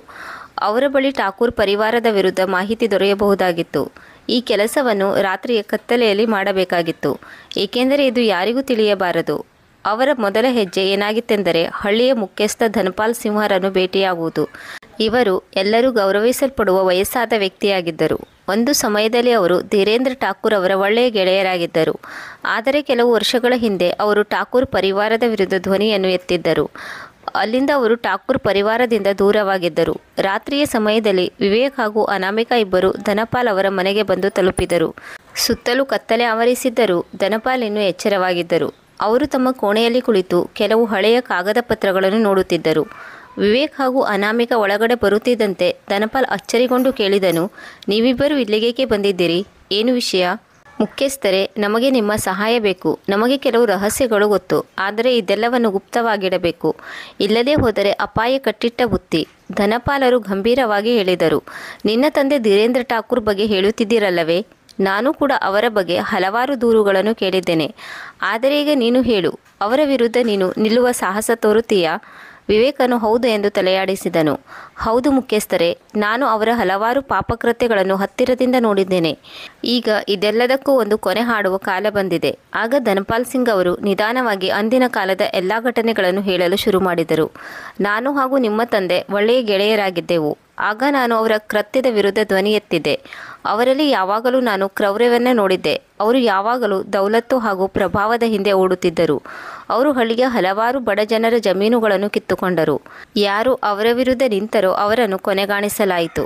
ಧನಪಾಲ್ ಸಿಂಗ್ ಅವರು ಆಳವಾದ ನಿಟ್ಟುಸಿರನ್ನು ತೆಗೆದುಕೊಳ್ಳುತ್ತಾ ಹೇಳಿದರು, ನನಗೆ ನೆನಪಿದೆ, ಒಮ್ಮೆ ಹಳ್ಳಿಯ ಕೆಲವು ರೈತರು ಅವರ ವಿರುದ್ಧ ತಿರುಗಿ ನಿಂತರು. ನಾವೆಲ್ಲ ಸೇರಿ ನಮ್ಮ ಹೊಲವನ್ನು ಮರಳಿ ಪಡೆಯಬಹುದು ಎಂದು ಅವರು ಯೋಚಿಸಿದರು. ಆದರೆ ಒಬ್ಬೊಬ್ಬರಾಗಿ ಎಲ್ಲ ರೈತರು ಮಾಯವಾದರು. ಇಂದು ಅವರ ಬಗ್ಗೆ ಯಾವುದೇ ಮಾಹಿತಿ ದೊರೆಯಲಿಲ್ಲ. ಆಗ ಅನಾಮಿಕಾ ಅಚ್ಚರಿಗೊಂಡು ಕೇಳಿದಳು, ಆ ರೈತರನ್ನು ಇದೇ ಬಂಗಲೆಗೆ ಕರೆದುಕೊಂಡು ಬಂದಿದ್ದರೆ? ಧನ್ಪಾಲ್ ನಿಧಾನವಾಗಿ ತಲೆಯಾಡಿಸುತ್ತಾ ಹೇಳಿದರು, ಹೌದು. ಅದಾದ ಮೇಲೆ ಏನಾಯ್ತೆಂದು ಗೊತ್ತಾಗಲಿಲ್ಲ. ತುಂಬ ಬುದ್ಧಿವಂತಿಕೆಯಿಂದ ಎಲ್ಲ ಸಾಕ್ಷಿಗಳನ್ನು ನಾಶ ಮಾಡಿದರು. ಧನ್ಪಾಲ್ ಅವರ ಮಾತನ್ನು ಕೇಳಿ ಅನಾಮಿಕಾ ಹಾಗೂ ವಿವೇಕ್ ಅವರಲ್ಲಿ ಆತ್ಮವಿಶ್ವಾಸ ಮೂಡಿತು. ಅವರಿಬ್ಬರು ತಮ್ಮ ಯೋಜನೆಯನ್ನು ವೇಗವಾಗಿ ಮುಂದುವರಿಸಬೇಕೆಂದು ನಿರ್ಧಾರ ಮಾಡಿದರು. ಆದರೆ ಈ ಕೆಲಸವು ತುಂಬ ಅಪಾಯದಿಂದ ಕೂಡಿದೆ ಎಂದು ಕೂಡ ಅವರಿಗೆ ತಿಳಿಯಿತು. ಠಾಕೂರ್ ಬಳಿ ತುಂಬ ಪ್ರಭಾವವಿತ್ತು. ಒಂದು ವೇಳೆ ಅವರಿಗೆ ಈ ಯೋಜನೆಯ ಬಗ್ಗೆ ತಿಳಿದರೆ ಅವರು ಯಾವುದೇ ಮಟ್ಟಕ್ಕೂ ಹೋಗಬಹುದಾಗಿತ್ತು. ಧನ್ಪಾಲ್ ಸಿಂಗ್ ತಾನು ಹಳ್ಳಿಯ ಇನ್ನೂ ಕೆಲವರನ್ನು ತನ್ನ ಜೊತೆ ಕರೆದುಕೊಂಡು ಬರುತ್ತೇನೆ ಎಂದು ಇವರಿಗೆ ಭರವಸೆ ನೀಡಿದರು. ಆದರೆ ನಾವು ಈ ಕೆಲಸವನ್ನು ತುಂಬ ಗೌಪ್ಯವಾಗಿ ಮಾಡಬೇಕು. ಯಾರಿಗೂ ಇದು ತಿಳಿಯಬಾರದು. ಮುಖ್ಯಸ್ಥರು ಎಚ್ಚರಿಕೆ ನೀಡಿದರು. ಈಗ ಧೀರೇಂದ್ರ ಠಾಕೂರ್ ಅವರಿಗೆ ಬಂಗಲೆಯಲ್ಲಿ ನಡೆಯುವ ವಿಚಿತ್ರ ಘಟನೆಗಳ ಬಗ್ಗೆ ಸಂಶಯ ಮೂಡಿತ್ತು. ಒಂದು ದಿನ ವಿವೇಕನನ್ನು ಅವರು ತಮ್ಮ ಕೋಣೆಗೆ ಕರೆಸಿದರು. ಗಂಭೀರವಾಗಿ ಹೇಳಿದರು, ನೀನು ನನ್ನಿಂದ ಏನನ್ನೂ ಮುಚ್ಚಿಡುತ್ತಿದ್ದೀಯಾ? ಇಲ್ಲಿ ಏನು ನಡೆಯುತ್ತಿದೆ ಎಂದು ನನಗೆ ತಿಳಿದಿಲ್ಲ ಎಂದು ಅಂದುಕೊಳ್ಳಬೇಡ. ಆಗ ವಿವೇಕನು ನಿರಾಳವಾಗಿ ಉತ್ತರಿಸಿದನು, ನಾನು ಏನನ್ನೂ ಮುಚ್ಚಿಡುತ್ತಿಲ್ಲ. ನೀವು ತಪ್ಪಾಗಿ ಯೋಚಿಸುತ್ತಿದ್ದೀರಿ. ಆಗ ಧೀರೇಂದ್ರವರ ಕಣ್ಣುಗಳಲ್ಲಿ ಕೋಪ ಮೂಡಿತು. ಅವರಿಗೆ ಇಲ್ಲಿ ಏನು ನಡೆಯುತ್ತಿದೆ ಎಂದು ಗೊತ್ತಾಗಿತ್ತು. ವಿವೇಕ್ ಹಾಗೂ ಅನಾಮಿಕಾ ಸೇರಿ ಯಾವ ಷಡ್ಯಂತ್ರವನ್ನು ಮಾಡುತ್ತಿದ್ದಾರೆ ಎಂದು ಅವರಿಗೆ ಗೊತ್ತಾಗಲಿಲ್ಲ. ಯಾವಾಗಲೂ ವಿವೇಕ್ ಹಾಗೂ ಅನಾಮಿಕಳ ಮೇಲೆ ಒಂದು ಕಣ್ಣಿಡುವಂತೆ ಅವರು ಬಂಗಲೆಯ ನೌಕರರಿಗೆ ಆದೇಶ ಮಾಡಿದರು. ಈಗ ಬಂಗಲೆಯಲ್ಲಿ ಸುರಕ್ಷತೆಯನ್ನು ಹೆಚ್ಚು ಮಾಡಲಾಗಿತ್ತು. ನೌಕರರು ಎಲ್ಲ ವೇಳೆಯಲ್ಲೂ ಎಚ್ಚರವಾಗಿರುತ್ತಿದ್ದರು. ಬಂಗಲೆಯ ವರಾಂಡದಲ್ಲಿ ಗಾರ್ಡ್ಗಳು ಸುತ್ತಾಡುತ್ತಿದ್ದರು. ಇದು ಅನಾಮಿಕಾ ಹಾಗೂ ವಿವೇಕರಿಗೆ ಒಂದು ಹೊಸ ಸವಾಲಾಗಿತ್ತು. ಈಗ ಅವರು ತುಂಬ ಎಚ್ಚರಿಕೆಯಿಂದ ಹೆಜ್ಜೆ ಇಡತೊಡಗಿದರು. ಅವರ ಪ್ರತಿಯೊಂದು ಹೆಜ್ಜೆಯ ಮೇಲೆ ಕಣ್ಣಿಡಲಾಗಿತ್ತು. ಆದರೆ ಅವರು ಸೋಲೊಪ್ಪಿಕೊಳ್ಳಲು ತಯಾರಾಗಿರಲಿಲ್ಲ. ರಾತ್ರಿ ಬಂಗಲೆಯಲ್ಲಿ ಮೌನ ಆವರಿಸುತ್ತಿದ್ದಂತೆ ವಿವೇಕ್ ಹಾಗೂ ಅನಾಮಿಕಾ ಇಬ್ಬರೂ ತಮ್ಮ ಯೋಜನೆಯ ಬಗ್ಗೆ ಚರ್ಚೆ ಮಾಡುತ್ತಿದ್ದರು. ಪ್ರತಿಯೊಂದು ಹೆಜ್ಜೆಯನ್ನು ಯೋಚಿಸಿ ಇಡಬೇಕಾಗಿತ್ತು. ಏಕೆಂದರೆ ಒಂದು ತಪ್ಪು ಎಲ್ಲವನ್ನೂ ಹಾಳು ಮಾಡುತ್ತಿತ್ತು. ಬಂಗಲೆಯ ಎಲ್ಲರಿಗಿಂತ ಹಳೆಯ ಕೆಲಸದಾಳು ಕಮಲ ಅನಾಮಿಕಳೊಂದಿಗೆ ನಿಂತಿದ್ದಳು. ಸೊಸೆರಾಣಿ, ನಾನು ನಿಮಗೆ ಸಹಾಯ ಮಾಡುತ್ತೇನೆ. ನಾನು ಈ ಬಂಗಲೆಯಲ್ಲಿ ಹಲವಾರು ದುಷ್ಕೃತ್ಯಗಳನ್ನು ನೋಡಿದ್ದೇನೆ, ಚೀರಾಟವನ್ನು ಕೇಳಿದ್ದೇನೆ. ಈಗ ಈ ದೌರ್ಜನ್ಯದ ಅಂತ್ಯವಾಗುವ ಸಮಯ ಬಂದಿದೆ. ಕಮಲ ವಿವೇಕ್ ಮತ್ತು ಅನಾಮಿಕರಿಗೆ ಬಂಗಲೆಯ ಗುಪ್ತ ಭಾಗದ ಬಗ್ಗೆ ಹೇಳಿದಳು. ಅವಳು ಹೇಳಿದಳು, ಬಂಗಲೆಯ ಕೆಳಭಾಗದಲ್ಲಿ ಒಂದು ಗುಪ್ತ ಸುರಂಗವಿದೆ. ಅದು ಹೊರಗಡೆ ಹೋಗುತ್ತದೆ. ಇದು ಒಂದು ಕಾಲದಲ್ಲಿ ಠಾಕೂರ್ ಸಾಹೇಬರ ಗುಪ್ತ ಕಾರ್ಯಗಳಿಗೆ ಬಳಸಲಾಗುತ್ತಿತ್ತು. ಇದನ್ನು ಕೇಳಿ ವಿವೇಕ್ ಮತ್ತು ಅನಾಮಿಕರಿಗೆ ಒಂದು ಹೊಸ ಭರವಸೆ ಮೂಡಿತು. ಅವರು ಯೋಚಿಸಿದರು, ಈ ಸುರಂಗವನ್ನು ಬಳಸಿ ನಾವು ನಮ್ಮ ಯೋಜನೆಯನ್ನು ಸಾಕಾರಗೊಳಿಸಬಹುದು ಮತ್ತು ಠಾಕೂರ್ ಪರಿವಾರದ ವಿರುದ್ಧ ಸಾಕ್ಷಿಗಳನ್ನು ಸಂಗ್ರಹಿಸಬಹುದು. ಕಮಲ ವಿಸ್ತಾರವಾಗಿ ಹೇಳಿದಳು, ಈ ಸುರಂಗವು ಹಲವಾರು ವರ್ಷಗಳಿಂದ ಬಂದಾಗಿದೆ. ಆದರೆ ಇದರಲ್ಲಿ ಇರುವ ರಹಸ್ಯವನ್ನು ನೋಡಿ ಇಲ್ಲಿ ಎಂತಹ ನೀಚ ಕೃತ್ಯಗಳು ನಡೆಯುತ್ತವೆ ಎಂದು ನಿಮಗೆ ತಿಳಿಯಬಹುದು. ನನಗೆ ಗೊತ್ತು, ಈ ಸುರಂಗದಲ್ಲಿ ಹಲವಾರು ವಿಷಯಗಳು ಅಡಗಿಕೊಂಡಿವೆ. ಅಂಥ ರಹಸ್ಯಗಳನ್ನು ಠಾಕೂರ್ ಸಾಹೇಬರು ಎಂದಿಗೂ ಹೊರಗಡೆ ಬರಲು ಬಿಡಲಿಲ್ಲ. ಆಗ ವಿವೇಕ್ ಹೇಳಿದನು, ಒಂದು ವೇಳೆ ಈ ಸುರಂಗ ನಮಗೆ ಸಾಕ್ಷಿಯನ್ನು ಸಂಗ್ರಹಿಸಲು ಸಹಾಯ ಮಾಡುತ್ತದೆ ಎಂದಾದರೆ ಇದನ್ನು ನಾವು ಅವಶ್ಯವಾಗಿ ಕಂಡುಹಿಡಿಯಬೇಕು. ಆದರೆ ಈ ಕೆಲಸವು ತುಂಬ ಅಪಾಯಕಾರಿಯಾಗಿದೆ. ಒಂದು ವೇಳೆ ಅಪ್ಪಾಜಿಗೆ ಇದು ತಿಳಿದರೆ ಅವರು ನಮ್ಮನ್ನು ನಾಶ ಮಾಡುತ್ತಾರೆ. ಅನಾಮಿಕಾ ಗಂಭೀರವಾಗಿ ತಲೆಯಾಡಿಸಿ ಹೇಳಿದಳು, ನಾವು ಈ ಕೆಲಸವನ್ನು ಮಾಡಲೇಬೇಕು, ಅಥವಾ ಇದಕ್ಕಾಗಿ ಯಾವುದೇ ಅಪಾಯವನ್ನು ಎದುರಿಸುವುದಕ್ಕಾಗಿಯೂ ಸೈ. ಮಾರನೇ ದಿನ ರಾತ್ರಿ ಎಲ್ಲರೂ ಮಲಗಿದ್ದರು. ಇಂದು ವಿವೇಕ್ ಮತ್ತು ಅನಾಮಿಕರಿಗೆ ಮಹತ್ವಪೂರ್ಣವಾದ ರಾತ್ರಿಯಾಗಿತ್ತು. ಸುರಂಗವನ್ನು ಕಂಡುಹಿಡಿಯಲೇಬೇಕು ಎಂದು ಅವರು ಅಂದುಕೊಂಡಿದ್ದರು. ಕಮಲಾ ಅವರನ್ನು ಕರೆದುಕೊಂಡು ಹೋಗಿ ಸುರಂಗದ ಪ್ರವೇಶ ದ್ವಾರ ಇರುವ ಜಾಗದಲ್ಲಿ ದಾರಿ ತೋರಿಸಿದಳು. ಆ ಜಾಗದಲ್ಲಿ ಕತ್ತಲಿತ್ತು. ಸ್ಮಶಾನ ಮೌನವಾಗಿತ್ತು. ಅಲ್ಲಿಯ ಗೋಡೆಯ ಮೇಲೆ ಧೂಳು ಆವರಿಸಿತ್ತು. ಪ್ರತಿಯೊಂದು ಕೋಣೆಯಲ್ಲಿಯೂ ಜೇಡರ ಬಲೆ ಕಟ್ಟಿದ್ದವು. ಒಂದು ಜಾಗಕ್ಕೆ ಬಂದು ತಲುಪಿದಾಗ ಹಳೆಯ ಲೋಹದ ಬಾಗಿಲಿನ ರಚನೆ ಕಂಡು ಬಂದಿತ್ತು. ಬಾಗಿಲು ತುಂಬ ಭಾರವಾಗಿತ್ತು ಮತ್ತು ಹಲವಾರು ವರ್ಷಗಳಿಂದ ಇದನ್ನು ಯಾರೂ ಮುಟ್ಟಿಲ್ಲ ಎನ್ನುವ ಹಾಗೆ ತುಕ್ಕು ಹಿಡಿದಿತ್ತು. ವಿವೇಕನು ಬಾಗಿಲನ್ನು ತಳ್ಳಿದನು, ಆದರೆ ಅದು ಅಲುಗಾಡಲಿಲ್ಲ. ಆಗ ಕಮಲಾ ಹೇಳಿದಳು, ಈ ಬಾಗಿಲು ತುಂಬ ಹಳೆಯದಾಗಿದೆ, ಆದ್ದರಿಂದ ನಾವು ಇದನ್ನು ತೆರೆಯಲು ತುಂಬ ಶಕ್ತಿಯನ್ನು ಬಳಸಬೇಕು. ಅವರೆಲ್ಲರೂ ಸೇರಿ ಬಾಗಿಲನ್ನು ತಳ್ಳಲು ಶುರು ಮಾಡಿದರು. ನಿಧಾನವಾಗಿ ಬಾಗಿಲು ತೆರೆದುಕೊಳ್ಳತೊಡಗಿತು. ಜೊತೆಗೆ ಬಾಗಿಲು ಸಂಪೂರ್ಣವಾಗಿ ತೆರೆದು ಅಂಧಕಾರದಲ್ಲಿ ಮುಚ್ಚಿರುವ ಸುರಂಗದ ಬಾಯಿ ತೆರೆದಿತ್ತು. ಸುರಂಗದ ಒಳಗಿನ ದೃಶ್ಯ ತುಂಬ ಭಯಾನಕವಾಗಿತ್ತು. ಅಂಧಕಾರದಿಂದ ಕೂಡಿತ್ತು. ಒಂದು ಚಿಕ್ಕ ಪಂಜಿನ ಬೆಳಕಿನಲ್ಲಿ ಅವರು ಮುಂದೆ ಸಾಗುತ್ತಿದ್ದರು. ಸುರಂಗದ ಗೋಡೆ ತೇವವಾಗಿತ್ತು. ಕೆಟ್ಟ ವಾಸನೆ ಬರುತ್ತಿತ್ತು. ಹಲವಾರು ವರ್ಷಗಳಿಂದ ಯಾವುದೋ ವಸ್ತುವನ್ನು ಬಂದ್ ಮಾಡಿ ಇಡಲಾಗಿದೆ ಎನ್ನುವಂತೆ ತೋರುತ್ತಿತ್ತು. ಅನಾಮಿಕಳಲ್ಲಿ ಹೆದರಿಕೆ ಇದ್ದರೂ ಅವಳು ತನ್ನ ಹೃದಯವನ್ನು ಕಲ್ಲು ಮಾಡಿಕೊಂಡಿದ್ದಳು. ವಿವೇಕನು ಕೂಡ ಸ್ವಲ್ಪ ಗಾಬರಿಯಾಗಿದ್ದನು. ಆದರೆ ಅವನ ಗುರಿ ದೃಢವಾಗಿತ್ತು. ಅವನಿಗೆ ಗೊತ್ತಿತ್ತು, ಈ ಸುರಂಗದಲ್ಲಿ ಅವರು ಏನನ್ನು ಹುಡುಕುತ್ತಿದ್ದರೋ ಅದು ದೊರೆಯಬಹುದು ಎಂಬ ನಂಬಿಕೆ ಇತ್ತು. ಸುರಂಗದ ಒಳಗೆ ಸ್ವಲ್ಪ ದೂರದಲ್ಲಿ ಅವರಿಗೆ ಒಂದು ಹಳೆಯ ಪೆಟ್ಟಿಗೆ ಕಂಡಿತು. ಪೆಟ್ಟಿಗೆಯಲ್ಲಿ ಧೂಳಿನ ಪದರು ಆವರಿಸಿತ್ತು. ಹಲವಾರು ವರ್ಷಗಳಿಂದ ಯಾರೂ ಮುಟ್ಟಿಲ್ಲ ಎನ್ನುವ ಹಾಗೆ ಇತ್ತು. ವಿವೇಕ್ ನಿಧಾನವಾಗಿ ಪೆಟ್ಟಿಗೆಯನ್ನು ತೆಗೆದನು. ಅದರಲ್ಲಿ ಹಳೆಯ ದಾಖಲೆಗಳು, ಚಿಕ್ಕ ಚಿಕ್ಕ ಬಾಕ್ಸ್ಗಳು ಇದ್ದವು. ಠಾಕೂರ್ ಪರಿವಾರದ ಹಿಂದಿನ ಕರಾಳ ಕೃತ್ಯದ ಬಗ್ಗೆ ದಾಖಲೆಗಳು ಇದ್ದವು. ಅದರಲ್ಲಿ ಜಮೀನಿನ ಸುಳ್ಳು ಕಾಗದ ಪತ್ರ, ಹತ್ಯೆಗಾಗಿ ರಚಿಸಿದ ಷಡ್ಯಂತ್ರಗಳು, ಗಿರವಿ ಇಟ್ಟ ಜಮೀನಿನ ಹಳೆಯ ಕಾಗದ ಪತ್ರಗಳು ಇದ್ದವು. ಆಗ ಅನಾಮಿಕಾ ಹೇಳಿದಳು, ಇದೆಲ್ಲವೂ ಆ ನಿರ್ದೋಷಿ ಜನರಿಗೆ ನ್ಯಾಯ ಕೊಡಿಸಲು ನಮಗೆ ಸಹಾಯ ಮಾಡುತ್ತವೆ. ಆಗ ವಿವೇಕ್ ಹೇಳಿದನು, ನನ್ನ ತಂದೆ ಎಷ್ಟೊಂದು ನಿರ್ದೋಷಿ ಕುಟುಂಬವನ್ನು ಸರ್ವನಾಶ ಮಾಡಿದ್ದಾರೆ ಎಂದು ಇದೆಲ್ಲ ನೋಡಿ ನಾನು ಅಚ್ಚರಿಗೊಂಡಿದ್ದೇನೆ. ನಾನು ಈ ಬಂಗಲೆಯಿಂದ ಏಕೆ ದೂರ ಇರಬೇಕೆಂದು ಅವರು ಬಯಸಿದ್ದರೆಂದು ನನಗೆ ಈಗ ಅರ್ಥವಾಯಿತು. ನಾನು ಅವರ ಅಕ್ರಮ ದಂಧೆಗಳ ಬಗ್ಗೆ ತಿಳಿಯಬಾರದು ಎಂದು ಅವರು ಬಯಸಿದ್ದರು. ಅನಾಮಿಕಾ ದೀರ್ಘವಾದ ನಿಟ್ಟುಸಿರು ತೆಗೆದುಕೊಂಡಳು ಮತ್ತು ಹೇಳಿದಳು, ಈ ಸತ್ಯವನ್ನು ಹೊರತರುವ ಸಮಯ ಬಂದಿದೆ. ಠಾಕೂರ್ ಎಷ್ಟು ಜನರ ಜೊತೆ ಅನ್ಯಾಯ ಮಾಡಿದ್ದಾನೆ ಎಂದು ಜನರಿಗೆ ತಿಳಿಸೋಣ. ಸುರಂಗದಲ್ಲಿ ದಾಖಲೆಗಳನ್ನು ಶೋಧ ಮಾಡಿದ ನಂತರ ಈ ಸಾಕ್ಷಿಗಳನ್ನು ಹೊರಗಡೆ ತೆಗೆದುಕೊಂಡು ಹೋಗೋಣ ಮತ್ತು ಹಳ್ಳಿಯ ಜನರ ಮುಂದೆ ಇದನ್ನು ಇಡೋಣ. ಆದರೆ ಅವರಿಗೆ ಒಂದು ಹೆದರಿಕೆ ಕೂಡ ಇತ್ತು. ಒಂದು ವೇಳೆ ಧೀರೇಂದ್ರ ಠಾಕೂರ್ ಇದರ ಬಗ್ಗೆ ತಿಳಿದರೆ ಅವನು ಯಾವ ಮಟ್ಟಕ್ಕಾದರೂ ಇಳಿಯಲು ಸಾಧ್ಯ. ಆಕಸ್ಮಿಕವಾಗಿ ಸುರಂಗದಲ್ಲಿ ಒಂದು ಭಯಾನಕ ಹಾಗೂ ವಿಚಿತ್ರ ಶಬ್ದ ಕೇಳತೊಡಗಿತು. ಯಾರೋ ಅವರನ್ನು ನೋಡುತ್ತಿದ್ದಾರೆ ಎಂದು ಅನಿಸಿತು. ಅನಾಮಿಕಾ ಹಾಗೂ ವಿವೇಕ್ ತಮ್ಮ ಹೆಜ್ಜೆಯನ್ನು ತಕ್ಷಣ ಹಿಂದಿಟ್ಟರು. ತಕ್ಷಣ ವಿವೇಕ್ ಗಂಭೀರ ಸ್ವರದಲ್ಲಿ ಹೇಳಿದರು, ಯಾರೋ ನಮ್ಮನ್ನು ನೋಡಿದ್ದಾರೆ. ನಾವು ಈಗಲೇ ಇಲ್ಲಿಂದ ಹಿಂತಿರುಗಿ ಹೋಗಬೇಕು. ಸುರಂಗದಿಂದ ಹೊರಬಂದ ನಂತರ ಅವರು ತಮ್ಮ ಕೋಣೆಗೆ ಬಂದು ಮತ್ತೆ ತಮ್ಮ ಯೋಜನೆಯಲ್ಲಿ ನಿರತರಾದರು. ಬಂಗಲೆಗೆ ಮರಳಿ ಬಂದ ನಂತರ ಅಲ್ಲಿಯ ಪರಿಸ್ಥಿತಿ ಇನ್ನೂ ಗಂಭೀರವಾಗಿತ್ತು. ವೀರೇಂದ್ರ ಠಾಕೂರ್ ಅವರ ಗಾರ್ಡ್ಗಳು ಎಲ್ಲ ಕಡೆಗೂ ಹಾಜರಿದ್ದರು. ಒಳಗೂ ಹಾಗೂ ಹೊರಗೂ ಕಟ್ಟುನಿಟ್ಟಾಗಿ ಕಾವಲು ಕಾಯುತ್ತಿದ್ದರು. ಆಗ ಕಮಲಾ ಹೇಳಿದಳು, ಸುರಂಗದಲ್ಲಿ ಇನ್ನೂ ಹಲವಾರು ರಹಸ್ಯಗಳು ಅಡಗಿವೆ. ಅವು ಹೊರಬರುವುದು ಬಾಕಿ ಇದೆ. ಇಲ್ಲಿ ಠಾಕೂರ್ ಸಾಹೇಬರು ಹಲವಾರು ನಿರ್ದೋಷಿ ಜನರ ಕಥೆಯನ್ನು ಮುಗಿಸಿದ ಅದೇ ಜಾಗವಾಗಿದೆ. ಒಂದು ವೇಳೆ ನೀವು ಈ ಸುರಂಗದ ಇನ್ನೂ ಆಳಕ್ಕೆ ಹೋದರೆ ನಿಮಗೆ ಇನ್ನೂ ಹಲವಾರು ಸಾಕ್ಷಿಗಳು ದೊರೆಯಬಹುದು.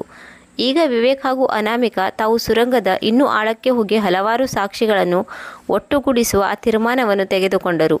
ಅದು ಠಾಕೂರ್ ಅವರ ಅಪರಾಧವನ್ನು ಸಾಬೀತುಪಡಿಸಬಹುದು. ಆಗ ವಿವೇಕ್ ಹೇಳಿದನು, ಆದರೆ ಇದು ತುಂಬ ಅಪಾಯಕಾರಿಯಾಗಿದೆ.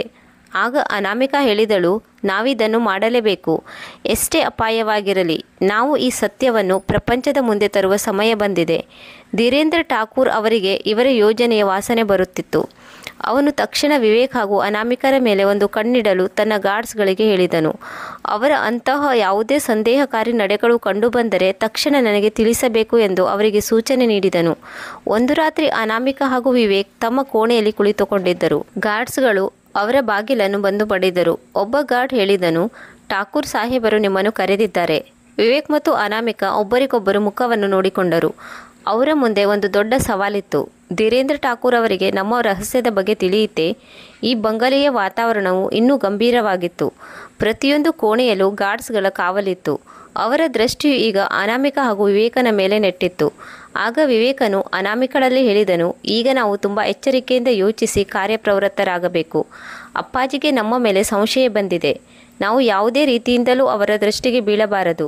ಆಗ ಅನಾಮಿಕಳು ಗಂಭೀರತೆಯಿಂದ ತನ್ನ ಸಹಮತಿಯನ್ನು ಸೂಚಿಸಿದಳು. ಈಗ ಅಪಾಯ ಇನ್ನೂ ಹೆಚ್ಚಾಗಿದೆ ಎಂದು ಅಂದುಕೊಂಡಳು. ಧೀರೇಂದ್ರ ಠಾಕೂರ್ ಅವರು ಒಂದು ವೇಳೆ ಅವರ ಯೋಜನೆ ಬಗ್ಗೆ ಪತ್ತೆ ಹಚ್ಚಿದರೆ ನಮ್ಮನ್ನು ಅವರು ಸುಮ್ಮನೆ ಬಿಡುವುದಿಲ್ಲ. ಈಗ ಆಳುಕಾಳುಗಳು ಕೂಡ ತುಂಬ ಎಚ್ಚರಿಕೆಯಿಂದ ಇದ್ದರು. ಅವರಿಗೆ ಯಾವುದೇ ರೀತಿಯ ಸಂಶಯ ಬಂದರೆ ತಕ್ಷಣ ಠಾಕೂರ್ ಅವರ ಬಳಿ ಬಂದು ತಲುಪುತ್ತಿದ್ದರು. ಈಗ ಧೀರೇಂದ್ರನು ಗುಪ್ತ ರೂಪದಲ್ಲಿ ತನ್ನ ವಿಶ್ವಾಸಿ ಪಾತ್ರ ಗಾರ್ಡ್ಸ್ಗಳನ್ನು ತನ್ನ ಕೋಣೆಗೆ ಕರೆಸಿಕೊಂಡನು. ಕೋಣೆಯಲ್ಲಿ ಮೌನ ಆವರಿಸಿತ್ತು. ಒಂದು ಚಿಕ್ಕ ದೀಪ ಉರಿಯುತ್ತಿತ್ತು. ಅದರ ಮಂದ ಬೆಳಕಿನಲ್ಲಿ ಧೀರೇಂದ್ರ ಠಾಕೂರ್ನ ಮುಖ ಇನ್ನೂ ಭಯಾನಕವಾಗಿ ತೋರುತ್ತಿತ್ತು. ಆತ ಹೇಳಿದನು, ನನಗೆ ವಿವೇಕ್ ಹಾಗೂ ಅನಾಮಿಕರು ನನ್ನಿಂದ ಏನೋ ಮುಚ್ಚಿಡುತ್ತಿದ್ದಾರೆ ಎಂದು ಸಂಶಯ ಬರುತ್ತಿದೆ. ಅವರು ನನ್ನ ವಿರುದ್ಧ ಯಾವ ರೀತಿ ಕೆಲಸ ಮಾಡುತ್ತಿದ್ದಾರೆ ಎನ್ನುವುದನ್ನು ಪತ್ತೆ ಹಚ್ಚಬೇಕು. ಅವರು ಯಾವುದೇ ಯೋಜನೆ ಮಾಡಿದರೂ ಅವರನ್ನು ತಡೆಯುವುದು ಅತ್ಯವಶ್ಯಕವಾಗಿದೆ. ಹಾಗೆ ಮಾಡದಿದ್ದರೆ ಅದರಿಂದ ನನಗೆ ದೊಡ್ಡ ಗಂಡಾಂತರ ಕಾದಿರಬಹುದು. ಆಗ ಇಬ್ಬರು ಗಾರ್ಡ್ಗಳು ತಲೆ ತಗ್ಗಿಸಿಕೊಂಡು ತಮ್ಮ ಸಹಮತವನ್ನು ವ್ಯಕ್ತಪಡಿಸಿದರು ಮತ್ತು ಧೀರೇಂದ್ರ ಠಾಕೂರ್ ಕಠೋರ ಸ್ವರದಲ್ಲಿ ಬಂಗಲೆಯಲ್ಲಿ ಇನ್ನೂ ಸೆಕ್ಯುರಿಟಿಯನ್ನು ಹೆಚ್ಚಿಸಲು ಆದೇಶ ನೀಡಿದನು. ಯಾವುದೇ ಕಾರ್ಯಾಚರಣೆ ಮಾಡುವುದರಿಂದ ಅವರಿಬ್ಬರನ್ನು ತಡೆಯಬೇಕು. ಈ ಮಧ್ಯದಲ್ಲಿ ವಿವೇಕ್ ಹಾಗೂ ಅನಾಮಿಕ ಇಬ್ಬರು ಈಗ ತಮ್ಮ ಕಾರ್ಯಾಚರಣೆಯ ಅಂತಿಮ ಗಳಿಗೆಗೆ ಮುಹೂರ್ತವನ್ನು ನಿರ್ಧಾರ ಮಾಡಿದರು. ವಿವೇಕನು ಅನಾಮಿಕಳಲ್ಲಿ ಹೇಳಿದ್ದನು, ನಮ್ಮ ಬಳಿ ತುಂಬ ಕಡಿಮೆ ಸಮಯವಿದೆ. ನೀನು ಆದಷ್ಟು ಬೇಗ ಎಲ್ಲ ಸಾಕ್ಷಿಗಳನ್ನು ತೆಗೆದುಕೊಂಡು ಹಳ್ಳಿಯ ಜನರ ಬಳಿ ಹೋಗು. ಒಂದು ವೇಳೆ ಅಪ್ಪಾಜಿಗೆ ಈ ಸಾಕ್ಷಿಗಳ ಬಗ್ಗೆ ತಿಳಿದರೆ ಅವರು ಎಂದಿಗೂ ನಮ್ಮನ್ನು ಹೊರಗೆ ಹೋಗಲು ಬಿಡುವುದಿಲ್ಲ. ಅನಾಮಿಕ ಕೂಡ ಗಂಭೀರವಾಗಿ ತಲೆಯಾಡಿಸುತ್ತಾ ಹೇಳಿದಳು, ಹೌದು, ನಾವು ಈಗ ವೇಗವಾಗಿ ಕೆಲಸವನ್ನು ಮಾಡಬೇಕು. ವಿವೇಕ್ ಮತ್ತು ಅನಾಮಿಕ ಇಬ್ಬರು ಮತ್ತೊಮ್ಮೆ ಸುರಂಗದೊಳಗೆ ಹೋಗುವ ನಿರ್ಧಾರ ಮಾಡಿದರು. ಆದರೆ ಈ ಬಾರಿ ಅವರು ಇನ್ನೂ ಹುಷಾರಾಗಿ ಇರಬೇಕಾಗಿತ್ತು. ಅವರಿಗೆ ಗೊತ್ತಿತ್ತು, ಬಂಗಲೆಯಲ್ಲಿ ಕಟ್ಟುನಿಟ್ಟಿನ ಸೆಕ್ಯುರಿಟಿ ಕಾವಲಿದೆ. ಆದರೆ ಈಗ ಸುರಂಗದ ಒಳಗೆ ಹೋಗುವುದನ್ನು ಬಿಟ್ಟು ಅವರ ಬಳಿ ಬೇರೆ ಯಾವುದೇ ದಾರಿ ಇರಲಿಲ್ಲ. ರಾತ್ರಿಯ ಕತ್ತಲಿನಲ್ಲಿ ಯಾರಿಗೂ ತಿಳಿಯದ ಹಾಗೆ ಅವರು ಸುರಂಗದ ದ್ವಾರಕ್ಕೆ ಬಂದು ತಲುಪಿದರು. ಅಲ್ಲಿ ಅಲ್ಪ ಸ್ವಲ್ಪ ಶಬ್ದಗಳು ಕೇಳಿಸುತ್ತಿದ್ದವು. ಬೇರೆ ಯಾರೋ ಇದ್ದಂತೆ ಭಾಸವಾಗುತ್ತಿತ್ತು. ವಿವೇಕನು ನಿಧಾನವಾಗಿ ಬಾಗಿಲನ್ನು ತೆರೆದನು ಮತ್ತು ಪಂಜಿನ ಸಹಾಯದಿಂದ ಸುರಂಗದ ಒಳಗೆ ಹೊರಟನು. ಮುಂದೆ ಸಾಗುತ್ತಿದ್ದಂತೆ ವಿಚಿತ್ರವಾದ ಶಬ್ದಗಳು ಕೇಳಿಸತೊಡಗಿದವು. ಸುರಂಗದ ಗೋಡೆಯಲ್ಲಿ ಚಿತ್ರಿಸಿದ ಭಯಾನಕ ಚಿತ್ರಗಳನ್ನು ನೋಡುತ್ತಿದ್ದಂತೆ ಅನಾಮಿಕಳ ಎದೆ ಬಡಿದುಕೊಳ್ಳತೊಡಗಿತ್ತು. ಗೋಡೆಯ ಮೇಲೆ ಬರೆದ ಚಿತ್ರಗಳು ಯಾವುದೋ ಅಜ್ಞಾತ ಸಂಕೇತವನ್ನು ನೀಡುವಂತೆ ತೋರುತ್ತಿತ್ತು. ವಿವೇಕ್ ಮತ್ತು ಅನಾಮಿಕ ಸುರಂಗದ ಒಳಗೆ ಬಂದು ತಲುಪುತ್ತಿದ್ದಂತೆ ಹಿಂದಿನಿಂದ ಗಾರ್ಡ್ಗಳ ಶಬ್ದ ಕೇಳಿಸತೊಡಗಿತು. ಧೀರೇಂದ್ರ ಠಾಕೂರ್ ಅವರಿಗೆ ವಿವೇಕ್ ಹಾಗೂ ಅನಾಮಿಕ ಸುರಂಗದ ಒಳಗೆ ಹೋಗಿದ್ದಾರೆ ಎಂದು ಸಂದೇಹ ಮೂಡಿತು. ತನ್ನ ಗಾರ್ಡ್ಗಳನ್ನು ಅಲ್ಲಿಗೆ ಕಳುಹಿಸಿಕೊಟ್ಟಿದ್ದನು. ವಿವೇಕ್ ಹಾಗೂ ಅನಾಮಿಕ ಇಬ್ಬರು ವೇಗವಾಗಿ ಸುರಂಗದ ಆಳಕ್ಕೆ ಸಾಗಿದರು. ಅವರು ಯಾವ ಜಾಗಕ್ಕೆ ಬಂದು ತಲುಪಿದರು ಎಂದರೆ ಅಲ್ಲಿಯ ಹಳೆಯ ದಾಖಲೆಗಳು ಹಾಗೂ ಸಾಕ್ಷಿಗಳು ಇದ್ದವು. ಇನ್ನೊಂದು ಪೆಟ್ಟಿಗೆ ಸಿಕ್ಕಿತು. ಆ ಪೆಟ್ಟಿಗೆಯನ್ನು ತೆರೆಯುತ್ತಿದ್ದಂತೆ ಅವರು ಆಶ್ಚರ್ಯಚಕಿತರಾದರು. ಇದು ಇನ್ನೂ ದೊಡ್ಡ ಸಾಕ್ಷಿಯಾಗಿತ್ತು. ಹಳ್ಳಿಯ ಇನ್ನೂ ಹಲವಾರು ರೈತರು ಮಾಯವಾಗಿದ್ದ ದಾಖಲೆಗಳು ಅಲ್ಲಿದ್ದವು. ರೈತರು ಮಾಯವಾದ ಕಾಗದ ಪತ್ರಗಳು, ಲೂಟಿ ಮಾಡಿದ ದಾಖಲೆ, ಮೋಸ ಮಾಡಿದ ದಾಖಲೆಗಳು ಮತ್ತು ಅದರ ಯೋಜನೆಗಳು, ಕೆಲವು ಹತ್ಯೆ ಮಾಡಿದ ಆಯುಧಗಳು ಕೂಡ ಅದರಲ್ಲಿ ಮುಚ್ಚಿಡಲಾಗಿತ್ತು. ಇದೆಲ್ಲ ಸಾಕ್ಷಿಗಳು ನಮ್ಮ ಕೆಲಸವನ್ನು ಪೂರ್ಣಗೊಳಿಸಲು ಸಾಧ್ಯ ಎಂದು ವಿವೇಕ್ ಹೇಳಿದನು. ನಾವು ಇದೆಲ್ಲವನ್ನು ಹಳ್ಳಿಯ ಜನರ ಮುಂದಿಟ್ಟು ಧೀರೇಂದ್ರ ಠಾಕೂರನ ದೌರ್ಜನ್ಯವನ್ನು ಕೊನೆಗಾಣಿಸಲು ಸಾಧ್ಯ. ಆದರೆ ಅಷ್ಟರಲ್ಲಿ ಗಾರ್ಡ್ಸ್ಗಳು ಅಲ್ಲಿಗೆ ಬಂದು ತಲುಪಿದರು. ಇಬ್ಬರ ನಡುವೆ ಸಂಘರ್ಷ ನಡೆಯಿತು. ವಿವೇಕನು ತನ್ನ ಸಂಪೂರ್ಣ ಶಕ್ತಿಯನ್ನು ಪ್ರಯೋಗಿಸಿ ಗಾರ್ಡ್ಸ್ಗಳನ್ನು ಎದುರಿಸಿದನು. ಗಾರ್ಡ್ಗಳು ಅವನನ್ನು ಹಿಡಿಯಲು ಪ್ರಯತ್ನಿಸಿದರು. ಆಗ ಧೀರೇಂದ್ರ ಠಾಕೂರ್ ಸ್ವತಃ ಅಲ್ಲಿಗೆ ಬಂದು ತಲುಪಿದರು. ಅವರ ಕಣ್ಣುಗಳಲ್ಲಿ ಕ್ರೋಧ ಹಾಗೂ ಸಿಟ್ಟು ಎದ್ದು ಕಾಣುತ್ತಿತ್ತು. ನೀವಿಬ್ಬರು ನನಗೆ ಮೋಸ ಮಾಡಿದ್ದೀರಿ, ಧೀರೇಂದ್ರನು ಸಿಟ್ಟಿನಿಂದ ಹೇಳಿದನು. ನಾನು ಯೋಚಿಸಿದ್ದೆ, ನೀನು ನನ್ನ ಉತ್ತರಾಧಿಕಾರಿ ಆಗಬಹುದು ಎಂದುಕೊಂಡಿದ್ದೆ. ಆದರೆ ನೀನು ನನ್ನ ವಿರುದ್ಧ ಹೋಗುವ ನಿರ್ಧಾರ ಮಾಡಿದೆ. ಈಗ ನೀನು ಇದಕ್ಕೆ ಬೆಲೆ ತೆರಲೇಬೇಕು. ಆಗ ವಿವೇಕನು ಧೀರೇಂದ್ರನ ಕಣ್ಣನ್ನು ನೋಡಿ ಹೇಳಿದನು, ನೀವು ಹೇಳಿದಂತೆ ನಡೆಯಲು ಸಾಧ್ಯವಿಲ್ಲ ಅಪ್ಪಾಜಿ. ನೀವು ಎಷ್ಟೆಲ್ಲ ಜನರಿಗೆ ಅನ್ಯಾಯ ಮಾಡಿದ್ದೀರೋ ಅದರ ಅಂತ್ಯವಾಗಲೇಬೇಕು. ಈ ಬಂಗಲೆಯೂ ಕೂಡ ನಾಶವಾಗುತ್ತದೆ. ನಿನ್ನ ಎಲ್ಲ ಅಪರಾಧಗಳು ಜನರ ಮುಂದೆ ಬರುತ್ತದೆ. ಧೀರೇಂದ್ರನು ಸಿಟ್ಟಿನಿಂದ ತನ್ನ ಗಾರ್ಡ್ಗಳಿಗೆ ಆದೇಶ ನೀಡಿದನು, ಇವರಿಬ್ಬರನ್ನು ಇಲ್ಲಿಂದ ಹೊರಹೋಗಲು ಬಿಡಬೇಡಿ. ಗಾರ್ಡ್ಸ್ಗಳು ವಿವೇಕ್ ಮತ್ತು ಅನಾಮಿಕರನ್ನು ಸುತ್ತುವರೆದರು. ಇಬ್ಬರು ಸೋಲೊಪ್ಪಿಕೊಳ್ಳಲಿಲ್ಲ. ಒಂದು ಉಗ್ರವಾದ ಸಂಘರ್ಷ ಶುರುವಾಯಿತು. ವಿವೇಕನು ತನ್ನ ತಂದೆಯ ವಿರುದ್ಧ ನಿಂತು ಗಾರ್ಡ್ಸ್ನೊಂದಿಗೆ ಜಗಳವಾಡಿದನು. ಅನಾಮಿಕ ಕೂಡ ಎದೆಗುಂದಲಿಲ್ಲ. ಕೊನೆಯ ಕ್ಷಣದವರೆಗೂ ವಿವೇಕನಿಗೆ ಜೊತೆಯಾಗಿ ನಿಂತಳು. ಆಗ ಸುರಂಗದಲ್ಲಿ ಅಂಧಕಾರ ಹಾಗೂ ಭಯಾನಕ ಶಬ್ದಗಳು ಮೊಳಗತೊಡಗಿದವು. ಸುತ್ತಲೂ ಕೇವಲ ಸಂಘರ್ಷದ ಧ್ವನಿಗಳೇ ಕೇಳಿಸುತ್ತಿತ್ತು. ವಿವೇಕ್ ಹಾಗೂ ಅನಾಮಿಕಾ ತಮ್ಮ ಶಕ್ತಿ ಮೀರಿ ಗಾರ್ಡ್ಸ್ಗಳೊಂದಿಗೆ ಹೋರಾಡತೊಡಗಿದರು. ಏಕೆಂದರೆ ಈಗ ಅವರ ಬಳಿ ಬೇರೆ ಯಾವುದೇ ದಾರಿ ಇರಲಿಲ್ಲ. ಒಬ್ಬೊಬ್ಬರಂತೆ ಅವರು ಗಾರ್ಡ್ಸ್ಗಳನ್ನು ಸೋಲಿಸಿದರು ಮತ್ತು ಅಲ್ಲಿಂದ ಹೊರಗಡೆ ಹೋಗುವ ದಾರಿಯನ್ನು ಹುಡುಕತೊಡಗಿದರು. ಕೊನೆಗೆ ಮುಂದೆ ಬರುತ್ತಿದ್ದಂತೆ ಅಲ್ಲಿ ಒಂದು ಚಿಕ್ಕ ದಾರಿ ಇತ್ತು. ಅದು ಹಳ್ಳಿಯ ಕಡೆಗೆ ಸಾಗಿ ಹೋಗಿತ್ತು. ಇದು ಕಮಲಾ ಹೇಳಿದ ದಾರಿಯಾಗಿತ್ತು. ಇದು ಅವರಿಬ್ಬರು ಹೊರಗಡೆ ಹೋಗಲು ಕೊನೆಯ ಅವಕಾಶವಾಗಿತ್ತು. ಸುರಂಗದಿಂದ ಹೊರಗೆ ಬಂದ ನಂತರ ವಿವೇಕ್ ಹಾಗೂ ಅನಾಮಿಕಾ ಇಬ್ಬರು ಹಳ್ಳಿಗೆ ಬಂದು ತಲುಪಿದರು.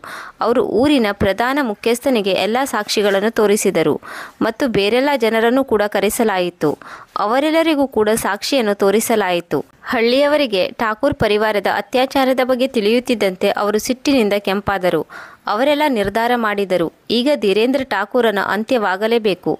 ಆಗ ಧನ್ಪಾಲ್ ಸಿಂಗ್ ಹೇಳಿದನು, ಈಗ ಠಾಕೂರ್ನ ಅನ್ಯಾಯದ ವಿರುದ್ಧ ಆತನ ಅಂತ್ಯ ಹಾಡುವ ಸಮಯ ಬಂದಿದೆ. ನಾವು ಅವನನ್ನು ಕಾನೂನಿಗೆ ಒಪ್ಪಿಸೋಣ, ಅವನ ವಿರುದ್ಧ ಕೇಸ್ ದಾಖಲಿಸೋಣ. ಹಳ್ಳಿಯವರ ಸಪೋರ್ಟನ್ನು ನೋಡಿ ಅನಾಮಿಕಾ ಹಾಗೂ ವಿವೇಕ್ ಇಬ್ಬರು ಧೀರೇಂದ್ರ ಠಾಕೂರರ ಕತೆ ಮುಗಿಯಿತು ಎಂದುಕೊಂಡರು. ಅವರು ಎಲ್ಲ ಸಾಕ್ಷಿಗಳನ್ನು ಕಾನೂನಿಗೆ ಒಪ್ಪಿಸಿದರು. ಪೊಲೀಸರನ್ನು ಕರೆದು ಠಾಕೂರ್ ಬಂಗಲೆಗೆ ಬೀಗದ ಮುದ್ರೆಯನ್ನು ಹಾಕಿದರು. ಧೀರೇಂದ್ರ ಠಾಕೂರ್ ಅವರು ತಪ್ಪಿಸಿಕೊಳ್ಳಲು ತುಂಬ ಪ್ರಯತ್ನಪಟ್ಟರು. ಆದರೆ ಅವರ ಎಲ್ಲ ಅಪರಾಧವು ಎದುರಿಗೆ ಬಂದಿತ್ತು. ಅವರ ವಿರುದ್ಧ ಕೇಸ್ ದಾಖಲಾಯಿತು. ಅವರನ್ನು ಅರೆಸ್ಟ್ ಮಾಡಲಾಯಿತು. ಕೊನೆಗೂ ವಿವೇಕ್ ಠಾಕೂರ್ ವಿರುದ್ಧ ವಿಜಯವನ್ನು ಸಾಧಿಸಿದನು. ಠಾಕೂರ್ ಪರಿವಾರವು ಜನರ ಮೇಲೆ ಮಾಡುತ್ತಿರುವ ಅನಾಚಾರವನ್ನು ಕೊನೆಗಾಣಿಸಿದನು. ಠಾಕೂರ್ನನ್ನು ಬಂಧಿಸಿದ ನಂತರ ಇಡೀ ಹಳ್ಳಿಯಲ್ಲಿ ಹೊಸ ವಾತಾವರಣ ಸೃಷ್ಟಿಯಾಯಿತು. ತುಂಬ ವರ್ಷಗಳಿಂದ ಠಾಕೂರ್ ಪರಿವಾರದ ದೌರ್ಜನ್ಯಕ್ಕೆ ಒಳಗಾದ ಜನರು ಇಂದು ನೆಮ್ಮದಿಯ ನಿಟ್ಟುಸಿರು ಬಿಟ್ಟರು. ಇಡೀ ಹಳ್ಳಿಯಲ್ಲಿ ಒಂದೇ ಚರ್ಚೆ ನಡೆಯುತ್ತಿತ್ತು. ಹೇಗೆ ಅನಾಮಿಕಾ ಹಾಗೂ ವಿವೇಕ್ ಸೇರಿ ಠಾಕೂರ್ನ ದೌರ್ಜನ್ಯವನ್ನು ಕೊನೆಗಾಣಿಸಿದರು. ಹಳ್ಳಿಯ ಹಲವಾರು ಜನರು ಠಾಕೂರ್ ಪರಿವಾರದವರನ್ನು ನೋಡಿ ಹೆದರುತ್ತಿದ್ದರು. ಈಗ ನಿರ್ಭೀತಿಯಿಂದ ಮಾತನಾಡುತ್ತಿದ್ದರು. ಊರಿನ ಮುಖ್ಯಸ್ಥ ಧನ್ಪಾಲ್ ಸಿಂಗ್ ಹಾಗೂ ಕೆಲವು ಹಿರಿಯರು ಸೇರಿ ವೀರೇಂದ್ರ ಠಾಕೂರ್ನ ಆಸ್ತಿ ಅಂತಸ್ತು ಹಳ್ಳಿಯ ಎಲ್ಲ ಬಡವರಿಗೆ ಹಂಚುವ ತೀರ್ಮಾನ ಮಾಡಿದರು. ಹಳ್ಳಿಯಲ್ಲಿ ಹೊಸ ದಿಗಂತದ ಉದಯವಾಯಿತು. ತನ್ನ ತಂದೆಯೊಂದಿಗೆ ಜಗಳವಾಡಿದ ನಂತರ ವಿವೇಕನಿಗೆ ಈಗ ತನ್ನ ಮುಂದಿನ ಭವಿಷ್ಯದ ಬಗ್ಗೆ ಚಿಂತೆ ಕಾಡತೊಡಗಿತ್ತು. ಒಂದು ದಿನ ಒಬ್ಬಂಟಿಯಾಗಿ ಕುಳಿತುಕೊಂಡಿದ್ದನು. ಅನಾಮಿಕಾ ಅವನ ಬಳಿಗೆ ಬಂದಳು. ಅವಳು ಬಂದು ವಿವೇಕನಲ್ಲಿ ಹೇಳಿದಳು, ನೀನೇನೇ ಮಾಡಿದ್ದರೂ ಅದು ಸರಿಯಾಗಿತ್ತು. ನಿನ್ನ ತಂದೆಯು ಹಲವಾರು ಜನರಿಗೆ ಅನ್ಯಾಯ ಮಾಡಿದ್ದಾರೆ. ಅದೆಲ್ಲವೂ ಈಗ ಅಂತ್ಯವಾಗುವ ಸಮಯ ಬಂದಾಯಿತು. ನಿನ್ನ ಬಳಿ ಹೊಸ ಜೀವನವಿದೆ. ನೀನು ಈ ಸ್ಥಿತಿಯನ್ನು ಸಕಾರಾತ್ಮಕವಾಗಿ ನೋಡಬೇಕು. ಆಗ ವಿವೇಕನು ಹೇಳಿದನು, ನನಗೆಲ್ಲ ಅರ್ಥವಾಗುತ್ತಿದೆ. ಆದರೆ ನನ್ನ ಮನದಲ್ಲಿ ಒಂದು ಸಂದೇಹ ಮೂಡುತ್ತಿದೆ. ನಾನು ಒಳ್ಳೆಯ ಮಗನಂತೆ ನಡೆದುಕೊಳ್ಳುತ್ತಿದ್ದೇನೆಯೇ? ನನ್ನ ತಂದೆ ಮಾಡಿದ್ದು ಎಲ್ಲವೂ ಸುಳ್ಳಾಗಿತ್ತು. ಆದರೂ ಅವರು ನನ್ನ ತಂದೆಯಾಗಿದ್ದರು. ಆಗ ಅನಾಮಿಕಳು ಅವನನ್ನು ಸಂಭಾಳಿಸುತ್ತಾ ಹೇಳಿದಳು, ಪ್ರತಿಯೊಬ್ಬ ವ್ಯಕ್ತಿಗೆ ಅವನ ಕರ್ಮಕ್ಕೆ ಫಲ ದೊರೆಯುತ್ತದೆ. ನಿನ್ನ ತಂದೆಗೂ ಕೂಡ ಅವರು ಮಾಡಿದ ಕರ್ಮಕ್ಕೆ ಪ್ರತಿಫಲ ದೊರೆತಿದೆ. ನಾವು ಈಗ ಮುಂದೆ ಸಾಗಿ ಒಂದು ಹೊಸ ಜೀವನವನ್ನು ಪ್ರಾರಂಭ ಮಾಡಬೇಕು. ವಿವೇಕನು ಅನಾಮಿಕಳ ಮಾತನ್ನು ಕೇಳಿ ಮನದಲ್ಲಿ ಒಂದು ನಿರ್ಧಾರಕ್ಕೆ ಬಂದನು.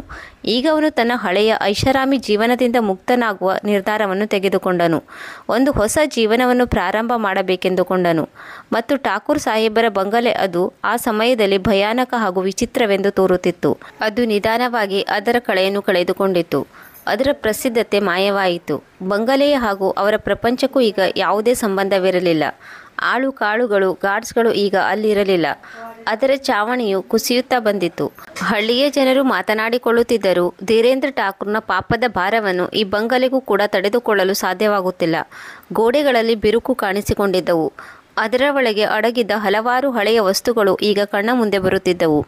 ಆಗ ವಿವೇಕನು ತಾನು ಈ ಬಂಗಲೆಯನ್ನು ದುರಸ್ತಿ ಮಾಡುವ ಯಾವುದೇ ಕಾರ್ಯವನ್ನು ಕೈಗೊಳ್ಳುವುದಿಲ್ಲ ಎಂದು ಯೋಚಿಸಿದನು.